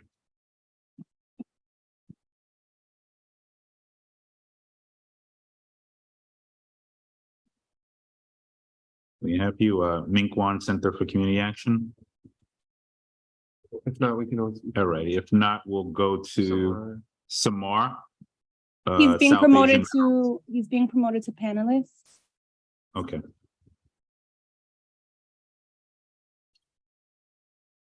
Hello, can you hear me? All right. Yep. Hear you now. How you doing? I just got the link, so sorry about that. But it's great to meet you for the first time, President Richards. I actually saw you in a few events like Cagney Gala a few weeks back, but nice to get to talk to you. That's the day I wore my white tux jacket. Yeah, looking good. So I'll start my comments. I'm Kevin Kang, and I'm coming to you as representative of the Minkwon Center for Community Action. We're a 38-year-old nonprofit that works with the Korean, Asian American, and immigrant communities. We're based in Flushing, Queens, and on an yearly basis, we work with and serve over 5,000 people through our programs of social and legal services, which includes immigration, housing, legal services, advocacy and community organizing, civic participation, youth empowerment, and culture. I'm mainly here to talk to you about the realities of the people that we're currently serving. Back in August 2022, we helped found what's called the Flushing Food Collaborative, which was in direct response to the closure of La Jornada Food Pantry, which I think every week served close to 1,500 Flushing. We're really here just to talk about the crisis of poverty that's going on in Flushing right now. Flushing is one of the neighborhoods with the highest rent burdens in the city, and people are day to day having to choose between basic essentials such as housing or healthcare or food. And this is all interrelated in our eyes. And we created this collaborative with a coalition, including the Free Synagogue of Flushing. And right now we're serving up to close to about 400 people every week, which also includes, by the way, 3 homeless shelters, Korean Americans homeless shelters in Flushing. So the crisis is real, and we wanted to find a way to get to talk to you about this. We want to invite you to our distribution effort sometime in the near future. And we'll look forward to talking more about and hopefully get your support. Thank you. And let me say thank you for the work that you're doing. And we've been spending a lot of time in Flushing, partially because there's been a lot of challenges around quality of life, around crime. And I often say police department can't resolve these issues solely. We have to invest in these communities. And when you look at the big jump in crime last year in the 109, which was really a drastic increase, you definitely see and can feel that there's a direct correlation between the poverty. So there's like this perception that everybody has money in Flushing, but it's not a reality on the ground. So we definitely want to do more. And sort of I tasked my office with spending a lot more time in Flushing, and you're going to see us start to deliver a lot more a myriad of services in the community. I want job fairs. I want different things that we can pull together to really start to address some of the challenges in Flushing. So I don't want you to think that this is lost on us. Yes, I will certainly come down and visit. But we definitely want to, if you want to put together a roundtable on things we can advocate for, even with our limited resources, how can we advocate beyond the borders of Borough Hall to ensure that Flushing is getting the resources and services that it sorely needs right now, so that we can put a dent in some of the poverty there, because you can't criminalize your way out of poverty. Absolutely right. Absolutely right. Slap somebody with cuffs all you want, but that's not going to resolve the issue. So how do we put food? How do we provide housing, the basic necessities for people to be successful in the community? So I look forward to seeing you, Kevin, and my staff will follow up to make sure we come out and talk with you as well. Thank you very much.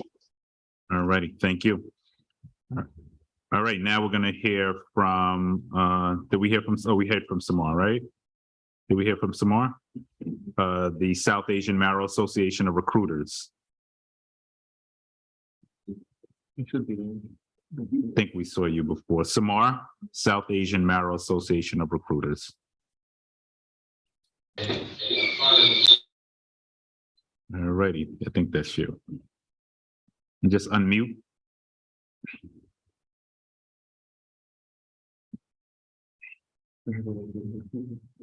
All righty, so we'll go to, we'll allow you a chance to and we'll squeeze you back in. We'll next go to Genevieve Apollon, Ocean Bay Community Development Corporation.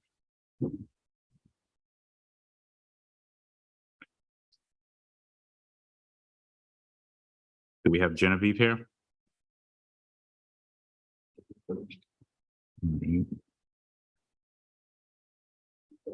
It's a bit slow, but they are all being promoted to panelists. Hello, Okay. this is actually Ebony Beatty. Okay. I'm Hey, the, Ebony. hi, Executive Director Hi. for Ocean Bay. Thanks so much for taking this time out to hear us speak on behalf of Ocean Bay CDC. I apologize, I'm losing my voice and Genevieve is at another meeting. So I was like, no, let me make sure I jump on. So I apologize in advance if you can't understand me clearly. But as you know, our mission at Ocean Bay CDC in the Rockaways is basically to provide opportunities for everyone from birth to the grave. I mean, to provide and create healthier, safer, better educated and revitalized community. We've noticed an uptake in some areas that really need improvement.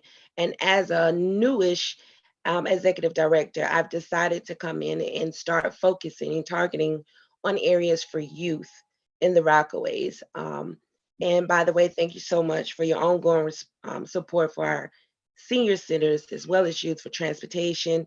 As you know, we opened up our newest, our first ever older adult center in the Rockaways the end of last year, and it's gone really, really great with over 200 plus people that are registered for the programming.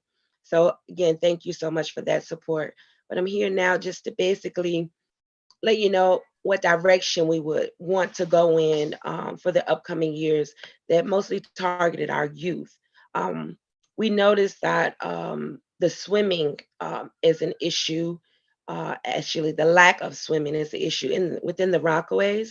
So we would really like to ask you to fill the needs or help us assess the needs of just the 2023 community district needs statement requested of two new schools, I think it was.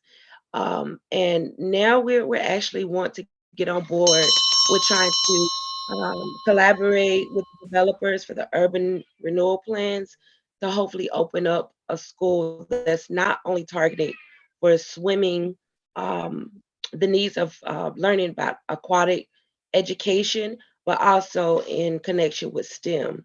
Again, this is a new direction that Ocean Bay is trying to go into, but we do want to be at the forefront and try to bring these, aquatic training and STEM program for additional youth that are going to be coming into the Rockaways with this new revitalization. So I just wanted to kind of put that in your ears, so to say. And we're working on it right now. We'll reach out and provide additional information about what the centralized needs are for that, but that is one direction that Ocean Bay CDC is trying to go into now. Well, thank you, Ebony, for your testimony. You should know, one, Far Rockaway High School's pool should be ready to go. I know we had funded some work around the high school, including redoing the locker rooms. So that pool should, for the most part, be open. And then also Beach Channel High School, which was closed, is something that we advocated for as well. So work, I believe, is ongoing in getting that pool back up. So you naturally start with 2 points of contact where those schools should be open to the community. And that's a larger conversation we're going to be having with DOE in the near future. And I agree with you. We got to start getting folks certified again. So certainly I'm happy that you're working in this space.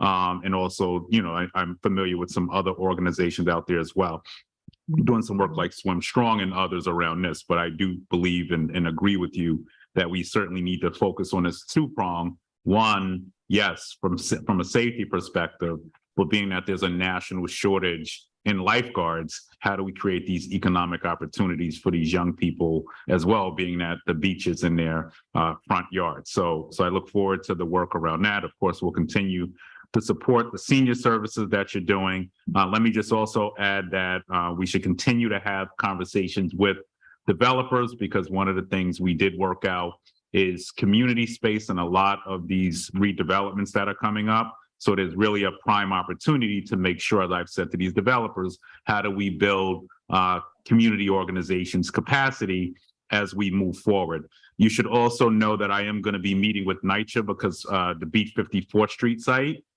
we did put right across from you, the burnt out stores. We did put another, I think, 500,000 in for remediation along that site, and it's sort of been moving slow. So I am due to meet with NYCHA to get an update on that, because there will also be ground floor space whenever that, and I've actually told them to come back to y'all to start a conversation on community engagement. And I'm sure that has not happened yet, but I'm about to light a fire under NYCHA to make sure that that specific site, one, is remediated even as new things pop up. How do we make sure that the things that existed prior to new development, which is 100% affordable, very happy about, how do we fix the old things as well, some of the disparities that existed already. So that's it there. And in Auburn Library, we also fully funded for an expansion.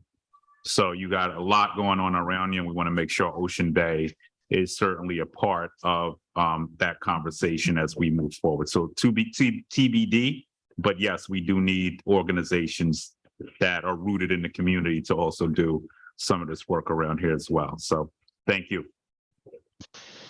Thank you. Thank you for your testimony. Feel better.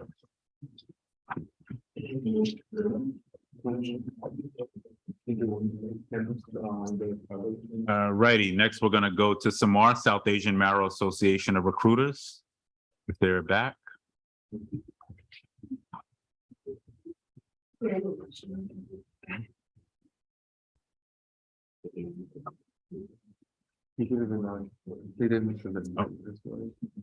Oh, they're here? I mean, they're in Zoom. All right, so if Samar can unmute yourself, and you can start. South Asian Marrow Association of Recruiters. Do we see them? I don't think they are on. They haven't All right. joined. All right, so we're going to move on. I'm here. Okay, she's here. Yes, all right, you're I here. am here. All righty. Yes, can I All start righty, you now? can begin your testimony. You can Okay, begin your good. testimony. Yes, good afternoon, our respected Borough President Donovan Richards and the leaders and the audience. I'm very proud to present my work and get assistance to run my organization, nonprofit, Samar. Samar was founded in 1992 by me, Rafia Pirboy Khan, and it is dedicated to leading the way to delete blood cancers by raising awareness, empowering individuals to take action, and educate our community to register in the national pool. I am the CEO and a member of Engagement Advocate for DKMS, which is an international nonprofit organization to delete and fight blood cancers. Every 3 minutes, somebody is diagnosed. Join panelist, okay.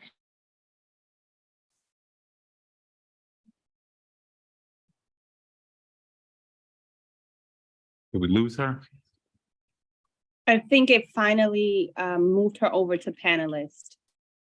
Samar, if you can hear me, please unmute your mic. I just sent a request for her to unmute her mic. Yes, I can hear you, and I put it as a panelist, and now I'm lost. All right, you're in. You can continue your testimony. Okay, I can continue. Okay. So every 3 minutes, somebody is diagnosed with leukemia or any other life-threatening blood disorders like sickle cell anemia, thalassemia. Every 9 to 10 minutes, somebody loses the battle of life, and 144 people die per day. These patients can be saved as they have a chance of survival through a genetically matched blood stem cell marrow transplant. Samar's mission is to create an informed society of individuals to register as marrow donors from the ages of 18 to 55 years. My vision is to ensure that no global citizen is ever denied a life-saving blood stem cell marrow transplant. My slogan is swap to cure all. My website is samarinfo.org. I want to support these patients from day one of their diagnosis to prevent a second chance in life. This cannot be done without financial help. And I expect you to help me. And Borough President Donovan Richards, may I visit you sometime? Yes, you may, ma'am. Okay. I work for you. Thank you. Thank you. We Thank join you. in blood drives and I can do my work also. Thank you. Thank you for the work that you're doing. Thank you. All right, next we'll go to Ranyan, Lewis Lattimore House Museum. Thank you, Borough President Richards and the Queens City Council members for listening to my testimony today. I'm Rayan, the Executive Director of Lewis Lattimore House Museum. Over the past 5 years, the landmark historic home of Black inventor Lewis Lattimore in Flushing, Queens has become a vibrant community space honoring his legacy. We're proud to share that our STEAM educational programs have consistently grown to serve thousands of students and families in Queens each year, including a new initiative called the Mobile Lewis Lattimore Lab in collaboration with BioBus, and an expanded partnership with the Queens Library. This year, in addition to all the regular K-12 and family workshops on-site and in schools, we're also bringing our educational workshops to 5 local library branches throughout Southeast Queens. We're also currently embarking on one of the most important and exciting projects in Lattimore House's history to redesign the permanent exhibition in order to better tell Lattimore's powerful story. We also look forward to working with your office to proclaim September 4th this year his 175th birthday as Lewis Lattimore Day. For fiscal year 24, we respectfully submit a capital request through the Department of Parks and Recreation to City Council member Sandra Ng and Queens Borough President Richards in the moderate amount of $60,000. This funding will support the internet upgrade at the historic site, which is owned by Parks. I think there is no need for me to explain to you all how critical reliable high-speed internet is to our normal daily operation. I would not have been able to join this virtual testimony from the museum's office. We urgently need the city's investment to ensure our infrastructure is equipped to serve the public. Thank you for considering supporting this urgent request. Happy to answer any questions. Thank you. I think you hit it right on the head. No need to have a long conversation about the need for better broadband access. All right, thank you so much for your testimony. Next, we're going to go to Chris O'Leary, New York City Plover Project. Thank you. Thank you, Borough President Richards, and to the council members. It gives me a great pleasure and a good honor to be here before you. I apologize. I'm actually in the car heading to a national meeting at the U.S. Fish and Wildlife Service National Conservation Training Center for piping plover work across the country. So my name is Chris O'Leary, and I'm founder and director of the NYC Plover Project. We are a Rockaway Park-based 501c3 nonprofit organization that I started in 2021. Our main mission is to protect the endangered piping plover that nest on the beaches of Far Rockaway, Edgemere, Arverne, Fort Tilden, Breezy Point, and Breezy Point Tip. There are fewer than 8,000 of these birds left in the world. And I think that the misconception is that these birds have plenty of protections out there and are doing just fine, when in reality, they are not. 2021 was the worst year on record for 12 surviving chicks. So our work is to amplify and really help the NYC Parks Department, as well as the federal government and the National Park Service, to really amplify their work, but to also have a Shorebird Beach Ambassador program. We have over 100 volunteers. We've performed more than 5,000 hours of service just last year alone in the Rockaways. But what our funding would be, our funding request would be for a Plover Pals program, which would be for primary school kids in the Rockaways to connect with primary school kids in Andros, Bahamas, where the piping plovers nest in the winter. We've already identified some schools in the Bahamas. I was just in the Bahamas last week, and I think it would be a wonderful way to engage school-age kids about conservation, climate change, and protecting of species. And one last thing, I know I'm at my time, but I think that a society that looks out for the most vulnerable amongst us, even if they have feathers, is a great society. And I know that there's great work being done across the Rockaway Peninsula, and we're proud to be a part of it and to contribute to many great community initiatives that are happening. And again, thank you for this opportunity to talk to you today. Thank you. Thank you for your testimony. All right, next we'll go to Rebecca Sked, Solace House. Hi, everyone. Sorry, I'm just having a bit of issues with my camera. So I don't think that that's going to turn on, but thank you so much for giving us this opportunity. My name's Rebecca. I'm the CEO for Solace House. We provide one-on-one counseling for anyone who is experiencing suicidal distress, has made a suicide attempt, engages in self-harm, or has been bereaved by suicide. We also work with people suffering with depression, anxiety, isolation, and loneliness. Additional services include family support for our clients' loved ones, group bereavement counselling, and community awareness workshops and training.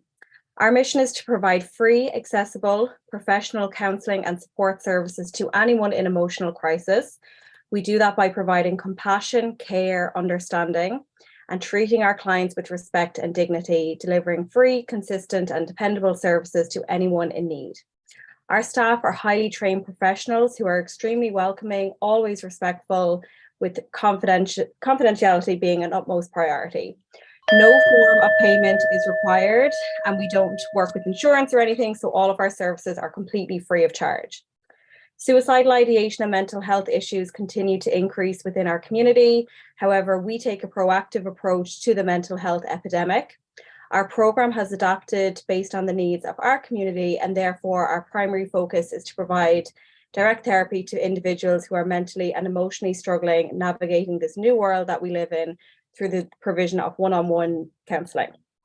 Since the beginning of COVID, we have switched our services to telehealth, allowing for the continuation of our services without any disruption to our clients. By providing remote therapy, we have been able to expand our client base and outreach. Our clients have more flexibility and no longer have to worry about commuting to our offices. We have successfully maintained a strong client bond and an adherence to the provision of high quality services. In 2022, with a therapy staff of only 5 therapists and 3 admins, we provided more than 2,200 free therapy sessions, serving on average 70 clients per week. Our request is that the Queens Borough Board consider supporting our organisation by contributing towards our telehealth services. Thank you. Thank you for the important work you do. More important than ever. Thank you. Yeah, thanks. Alrighty, next we're going to go to Jayoti Nair, Chaya CDC. Hi, good afternoon, everyone.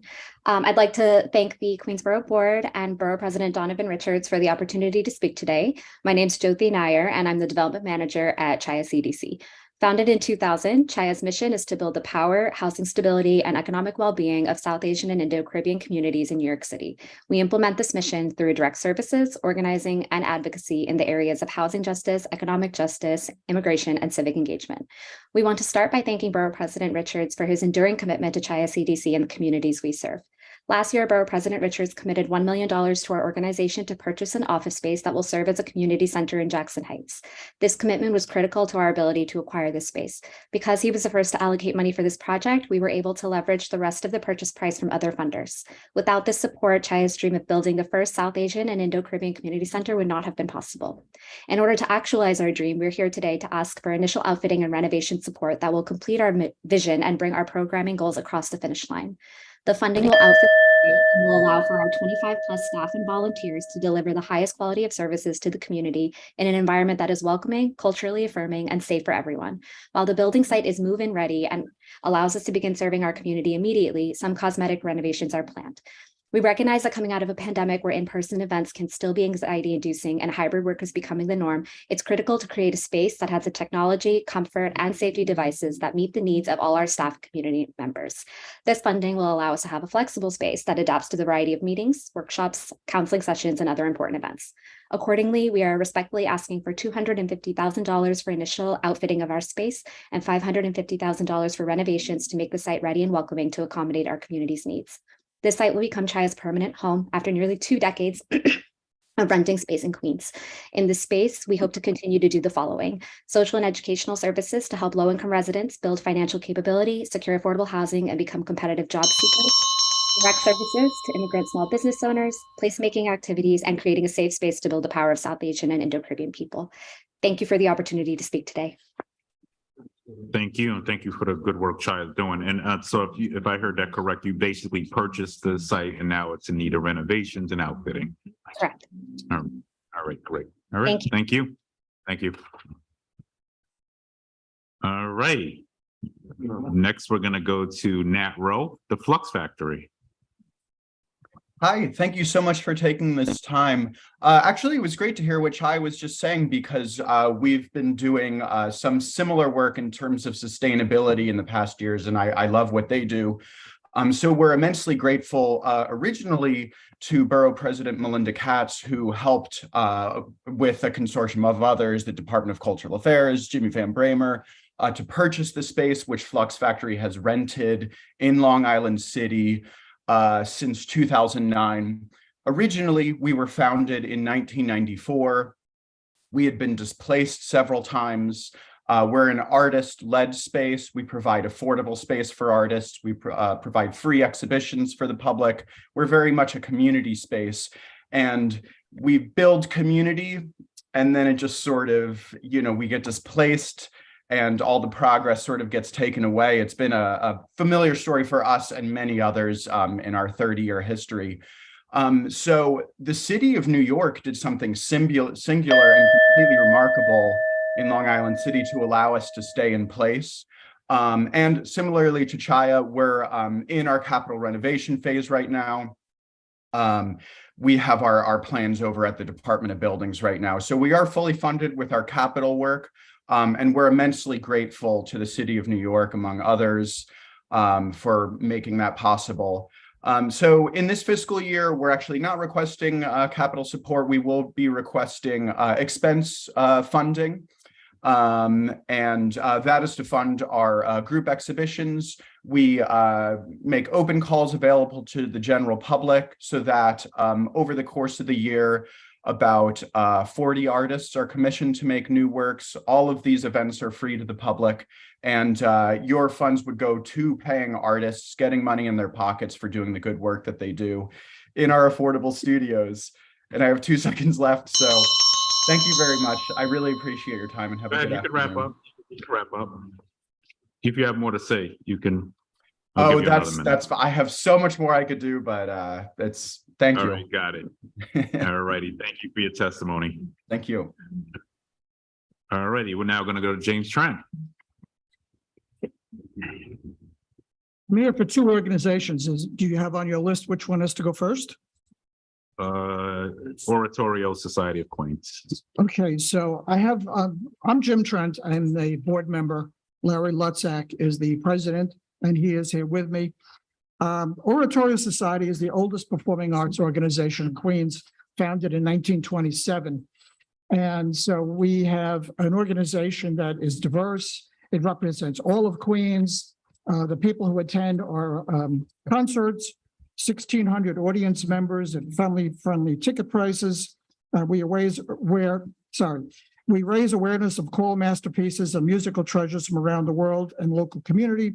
We employ 80 union musicians, 40 professional vocalists and photographers, recording engineers, stage crews. We give exposure to young performing artists and enrichment to audience and singing members, young and old. And we provide income to the Queens Performing Arts Center at Queens Borough Community College. We support local restaurants, printers, merchants, and we enrich the quality of life in Queens, culture, performing arts, real estate values, and neighborhood street life. We do have a little recording, but I just want to go real quick so we don't run out of time regarding the funding. So we put together for the coming fiscal year a budget of $205,000, and we are short $50,000. As you know, any of these kinds of organizations never recover all of their money from ticket sales and subscriptions. And so there has to be some support from the outside. So we're requesting $50,000.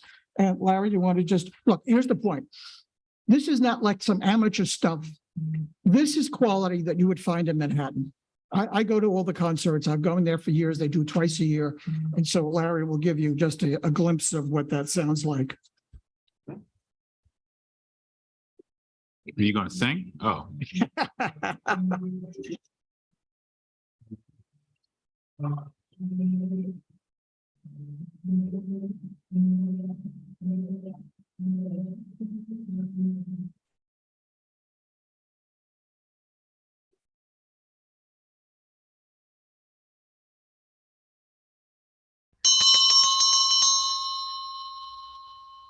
That was great, especially since I missed church yesterday. Any questions? No questions on that. Okay. Thank you very much, Borough President. Thank you. Thank you. Thank you, Pat. Did you have like a speaker with you or something? This is Well, like a the, Bluetooth. okay, wow, you bought the booth. This is what I'm talking I about. don't get any credit. Right here, right here. Thank you. All right, now we're going to the townhouse. So I am the second vice president of Bound House. I've been very active in. You busy. Yeah, well, I'm the president of the Farm Museum, a president of Poppenhusen Institute, and those organizations will be here asking for money if they haven't already been here. Bound House, in my, look, you've got this. I don't want to go foolish because I found out this takes longer than 2 minutes.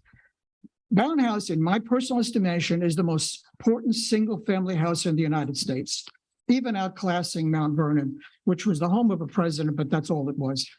Bound House in our own Queens County, built in the 17th century, at least by 1661, is the birthplace of religious freedom in the United States.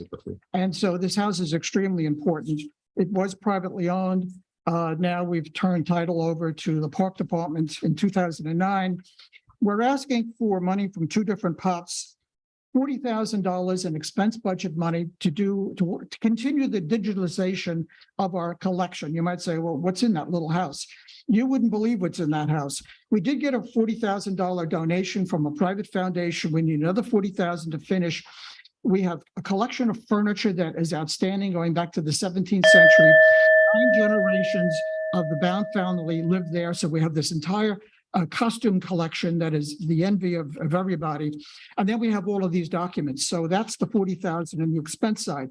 On the capital side, we have been trying for 20 years. Don't get me started with that Park Department. I was about to ask you about that. And you know the story because I've been talking to Phil Ballman about it. We have $6,995,000 for that visitor center, which has not been moving since the COVID. Even though other projects that aren't the Parks Department are moving through Department of Design and Construction. We're requesting another $250,000 to fully finance the visitor center, which we have to have in order to produce the kind of programs that the public is expecting of us, as the attendance has been going up and up and up, and we don't even have a bathroom to offer the people. So that's it for Bound House. I think I'm So we have resolved the issues with the Parks Department. I actually have a document here I'm going to bring to Phil. He and I have had a conversation about how some of those houses can be removed from the Park Department, moved over to a new unit at the Department of Cultural Affairs, and then we would better able to operate. It's stifling with parks. They are their own client. They just burden us with paperwork. But again, this is not really part of the hearing, but I do have a document I'm going to show Phil about how we can do this, not legislatively, but simply hopefully by executive order of the mayor. All right, in Iraq, we'll follow up. I know we're meeting with Parks. Until that, the possibility of that happening, we need to make sure that we move the project. So we'll be in touch. Thank you for your testimony. You're welcome. All right, next we'll go to Sean Slevin, Swim Strong Foundation.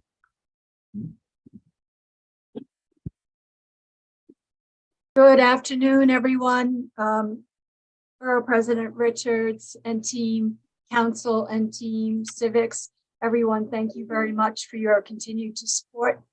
Swim Strong's Foundation's 16-year efforts thus far to reduce unintended drowning and water-based accidents here in our great city of New York, and especially in the borough of Queens. We have to this date taught more than 10,000 people how to swim. We've given more than $1 million worth of free swim lessons to families in need. We've so far taught 18,000 students our environmentally focused water safety program called Know Before You Go, KNOW, Before You Go. And we're trying to get some legislation passed that would encourage schools to actually adopt water safety training in their curriculum on an ongoing basis. We're here to ask you today for $15,000 of support, which would cover some free swim lessons and also the Know Before You Go training in our schools. Know Before You Go has become so critically important because of what we see happening around us as it relates to climate change. And whether we swim or not, all of us now need to develop a very different understanding of the water and a very different relationship with the water. I know we've had some recent flooding, and just before the holidays, the Christmas holidays, as a matter of fact, there are certain parts of our borough that are really impacted very heavily, but I would like to underscore Ida, which happened September 2021. Ida was the first hurricane of its nature that hit us not only on the coast, but had these torrential microbursts of rain that hit us inland as well. And of the 91 drowning deaths that she was responsible for, 13 were my neighbors in Woodside, Queens, who were trapped and drowned in their basements. So clearly we can no longer avoid the water, and this training is essential. Any questions? Far Rockaway High School pool open now, right? Yes. Great. And I can get to see my renovations. How's the locker room looking? Did they start the locker room or no? Not to my knowledge. Okay, we should follow up on that. Okay. All righty. But the pool is open and we're in and we're teaching there, so. Great. And then we're working on Beach Channel as well, which I think they started renovations on. They did. I understand there's some sort of a valve or something that has been kind of elusive. And of course, COVID has a long tail relating to lots of things, supply chain being one. And then also the Department of Health has to come in and do an evaluation before it's. Yep, but I'm happy. Finally. Finally. Since hurricanes closed. So finally, it's a long time working on this. Yes. Thank you for your support. Thank you for the work that you're doing. Thank you. All right, and we'll now go to Sylvia Cotia, Positive Women United. Yes, hello, good afternoon, everyone. Thank you so very much, Queens Board President Donovan Richards and his esteemed team. Yes, my name is Sylvia Cotia of Positive Women United. We're a Queens-based here, 501c3 nonprofit organization, registered organization for young girls and women of all ages, races, cultures, and ethnicities. I'm presenting my testimony today for funding based on current skills that I'm a part of right now, which is the technical skills in the science, technology, engineering, and math, much needed technology and job training skills for young girls and women who want to venture into the IT industry. So we're also requiring to have a physical space to acquire and providing the additional services for mentoring, guidance, Dress to Success for job interviews, job training, and especially now women's health services, as well as female empowerment, youth development for the communities as large. We thank you for the consideration as far as on behalf of our organization's testimony, making a positive impact and difference for our young girls and women of all ages, lives, and also the capital funding for the physical space, the location, construction improvement, the rehab of the facility, operational funding, yes, programming costs. I think, hiring a staff, wages, the rent or the utilities, marketing costs as well, supplies, raw materials. So we're asking as far as on behalf of the capital funding and operational funding. So we want to state that we want to request the amount of $500,000. I don't know if that's realistic, but as far as asking for this amount, but this is so much needed because a lot of women and a lot of young girls have been reaching out to us. They want to have a physical space. They want to have a positive space. So this is why we're requesting for this amount. Thank you so very much on behalf of everyone. Which space were you, can you go through which space you were requesting again? A physical space, it could be a commercial building, could be a community center. It could be, you know, starting off with an office space, but, you know, concerning for me because of my nursing background, I'm also including this in women's health, because I am reaching out to my nursing colleagues and, you know, as far as they're very excited, they're very in tune to come on board and provide much needed women health, GYN, OBGYN, female, you know, youth health services. So this is one of the reasons that I'm requesting the funding as well for commercial space for a women's health clinic or facility, something related, because we need to have that much needed in especially in Southeastern Queens, but this is open to all of Queens. All right, thank you. All right, thank you for your testimony. Thank you. All right, next we're gonna go to Jenny Laurie, Housing Court Answers. Hi, good afternoon. Thanks so much, Queens Borough President Richards, and thank you to the Queens Council delegation for supporting our services. Housing Court Answers operates an information table in the Queens County Housing Court on Tuesdays and Thursdays from 9 a.m. to 5 p.m. Our table is in the second floor hallway. Our staff there are Elizabeth Rampel and Nipa Hussein. They offer services to tenants and landlords without lawyers. They speak between the two of them English, Spanish, and Bengali. We also have a language line set up with headphones so that we can assist speakers of other languages. HCA also operates a hotline 5 days a week, Monday through Friday, 9 a.m. to 5 p.m., a service that we've offered without interruption through the pandemic. In the first half of fiscal year 23, we helped over 3,500 callers from Queens over our hotline and 127 visitors to our help desk in the court. We helped hundreds of tenants facing eviction from Queens connect with lawyers and get help with back rent. We've also assisted small landlords, helping them understand court procedures and connecting them to the Emergency Rent Assistance Program and other resources. Housing Court Answers has been providing workshops via Zoom for new advocates and constituent aides on housing and housing court issues. Prior to COVID, we presented numerous trainings at Borough Hall in cooperation with the Borough President's Office, and we hope to return to that soon. We have applied for $2,500 in expense funding from the Borough President to support our information table services with printed materials and supplies. And we're also requesting support from the General Queens Council delegation for our initiative funding from the City Council of $700,000. Thanks again for your support and for the opportunity to testify today. Thank you for your testimony. Thank you. And are you seeing, before you go, are you seeing, what sort of upticks are you seeing in eviction court in Queens? Yeah, so there are a lot more filings. Obviously, the last year was, started out really slow. And then at the end of the year, there were many more people in housing court. One of the issues, of course, is that the right to counsel program has fallen apart because of this very sudden influx towards the end of the year of new cases. So last year, citywide, something like 100,000 eviction cases were filed. Probably a fifth of those in Queens, I'm guessing, if I had to pick a rough number out of a hat. And there's more, just many more. Number again?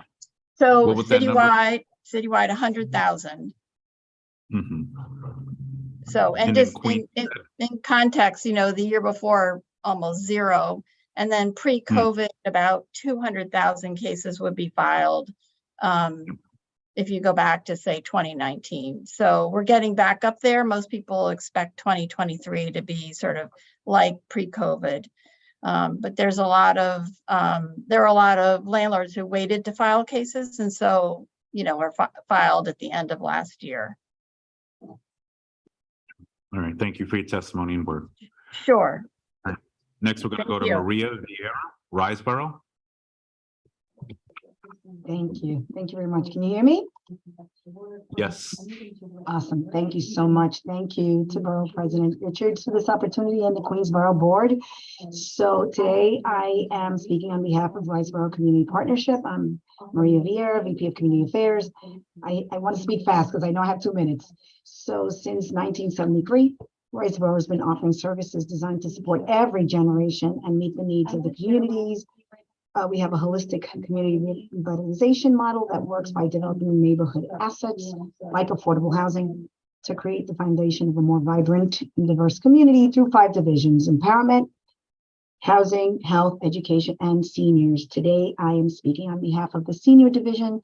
So my testimony is to request support totaling $2 million in capital funding for Gotham Point Older Adult Center. So this ask will be broken into 2 requests of $1 million each, $1 million from VP Richards and $1 million from Council Member Juan.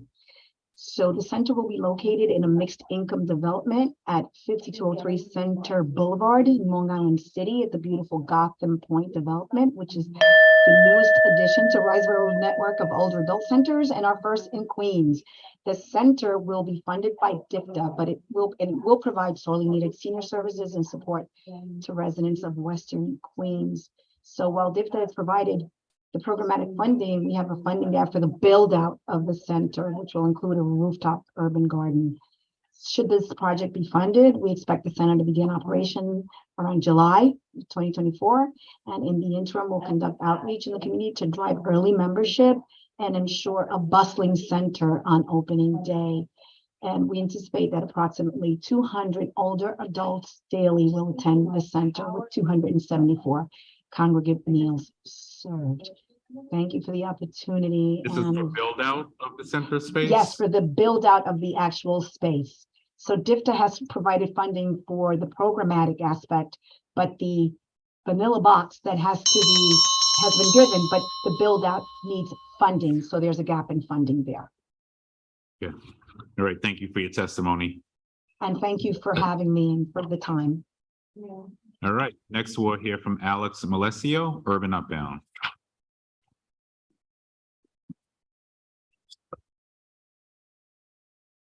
Good afternoon, everyone. My name is Alex Malesio, and I'm the Senior Director of Government Relations at Urban Upbound, a nonprofit which was founded in 2004 under the name East River Development Alliance, Inc., which remains our organization's legal name to this day. Urban Upbound's mission is to break cycles of poverty in lower income and public housing neighborhoods in New York City. Today, I'm here to speak about a capital funding application that the East River Development Alliance, Inc., doing business as Urban Upbound, will be submitting to the Office of Borough President Richards in February. Urban Upbound is seeking capital funding to support the acquisition of a new office. Since its inception, Urban Upbound has worked closely with underserved communities across the city, and particularly in Western Queens. Through our offices in the Queensbridge and Astoria houses and satellite location in the Woodside houses, we are able to serve the residents of Western Queens, but we are seeing a growing need to increase the accessibility of services for the growing immigrant community, many of whom do not live in or near the area's NYCHA communities. Our team has identified a building for sale near the intersection of Steinway Street and 31st Avenue in Astoria. Our plans for this location include stationing our tax prep and financial counseling teams there, as well as opening a second branch of the Urban Upbound Federal Credit Union, a pillar of safe and affordable banking in Western Queens at this site. Additionally, we plan to host our workforce development programs at this new site. The size and layout of the target site also make it an ideal location for in-person trainings, including OSHA and site safety, flagger courses, security, hospitality, and many more offerings, such as trainings in tech, fashion, and information courses on union membership. Therefore, adding the site to Urban Upbound's portfolio would not only increase the accessibility of our programming, but would also allow us to increase and diversify our in-house training offerings. Our capital funding request that we will submit to the Borough President in February for the acquisition of the site will include an ask for just over $3 million. Thank you, Borough President Richards, Deputy Borough President Young, for hearing our testimony, and Michael, nice to see you. All right, great. Thank you for your testimony. Thanks. Please tell Bishop Taylor I said hello. Will do. All right. Next, we'll go to Sonia Sisodia, SIA, South Asian Youth Action. Hello, good afternoon. Thank you for having us. SIA has been supporting Queens youth for over 27 years through after-school mentorship and college access. I've been the executive director of SIA for the past 8 years. We serve over 1,800 young people throughout Queens. We are here to request $10,000 of expense funding from the Borough President's Office. Over the past couple of years, we are thankful for the support that we received. In fiscal year 22, we received $5,000 of expense funding towards our after-school programs. And this current year in fiscal 23, we received $1,500 towards programming. We are hoping for an increase to $10,000 in support of all the young Queens residents that we serve. With this increased funding, we'll be able to serve youth in kindergarten through college. We partner with 7 schools across Queens in a variety of neighborhoods: Astoria, Elmhurst, Glen Oaks, Jamaica, Ozone Park, Richmond Hill, South Ozone Park. We have a community center that's in Elmhurst, Queens, where we work with hundreds of high school and college students a year. Our program model focuses on building social, emotional, and academic abilities, as well as fostering positive mentoring relationships with caring adults, as well, and lastly, building strong peer connections. We believe in partnering with other nonprofits as well as businesses. We have created several mentoring programs with corporations, as well as working with other nonprofits to better serve the wider Queens and New York City youth community. Thank you for your support, and we're hoping for an increase in that support. Thank you. All right. Thank you for your testimony. Thank you for the great work you continue to do for our borough. And now, are there any other participants who did not register who wish to testify? If so, please raise your hand now. Anyone on who wish to testify who did not register? All right, seeing none, thank you all for joining us. This concludes our first day of our fiscal year 2024 Queens Borough Board Preliminary Budget hearing. I want to thank the individuals and organizations that testified today. We value all of the points made and will consider them when responding to the mayor's fiscal year 2024 preliminary budget. I am happy we were able to allow individuals and community-based organizations to share their voice and give them the audience they deserve. So I really want to thank the panelists who joined us throughout the day. Thank you for your passion and commitment to our borough. I often say that government does not have all the solutions, that we cannot do it all alone. And so it's so important that we have organizations rooted in the communities doing this great work. And I want to thank each and every one of you. I wish I had an abundance of more money, because I would make sure everybody was funded who testified today and tomorrow, but that's just not a reality. But we will continue to fight and advocate and to push. Also would like to thank the community board chairs and the New York City Council Queens delegation and their staff for attending today. I want to thank you for taking the time to be here. Of course, I want to thank my co-chairs, Deputy Borough President Ebony Young, Chief of Staff Michael Mallon, and the most important person, I guess, today, our budget Director Iraq Shanaski. Thank you. Your first one down. Wow. With that, and it is my first time doing it in person, so I want to thank you. Of course, our other staff who is here, our Deputy Chief of Staff, Brittany Scott, Ludi, Suzanne, and the guys who really do this work, our tech folks. Thank you so much. All right, with that being said, we will now close out and we'll see you tomorrow at 10 a.m. again. Yes. All righty. Thank you.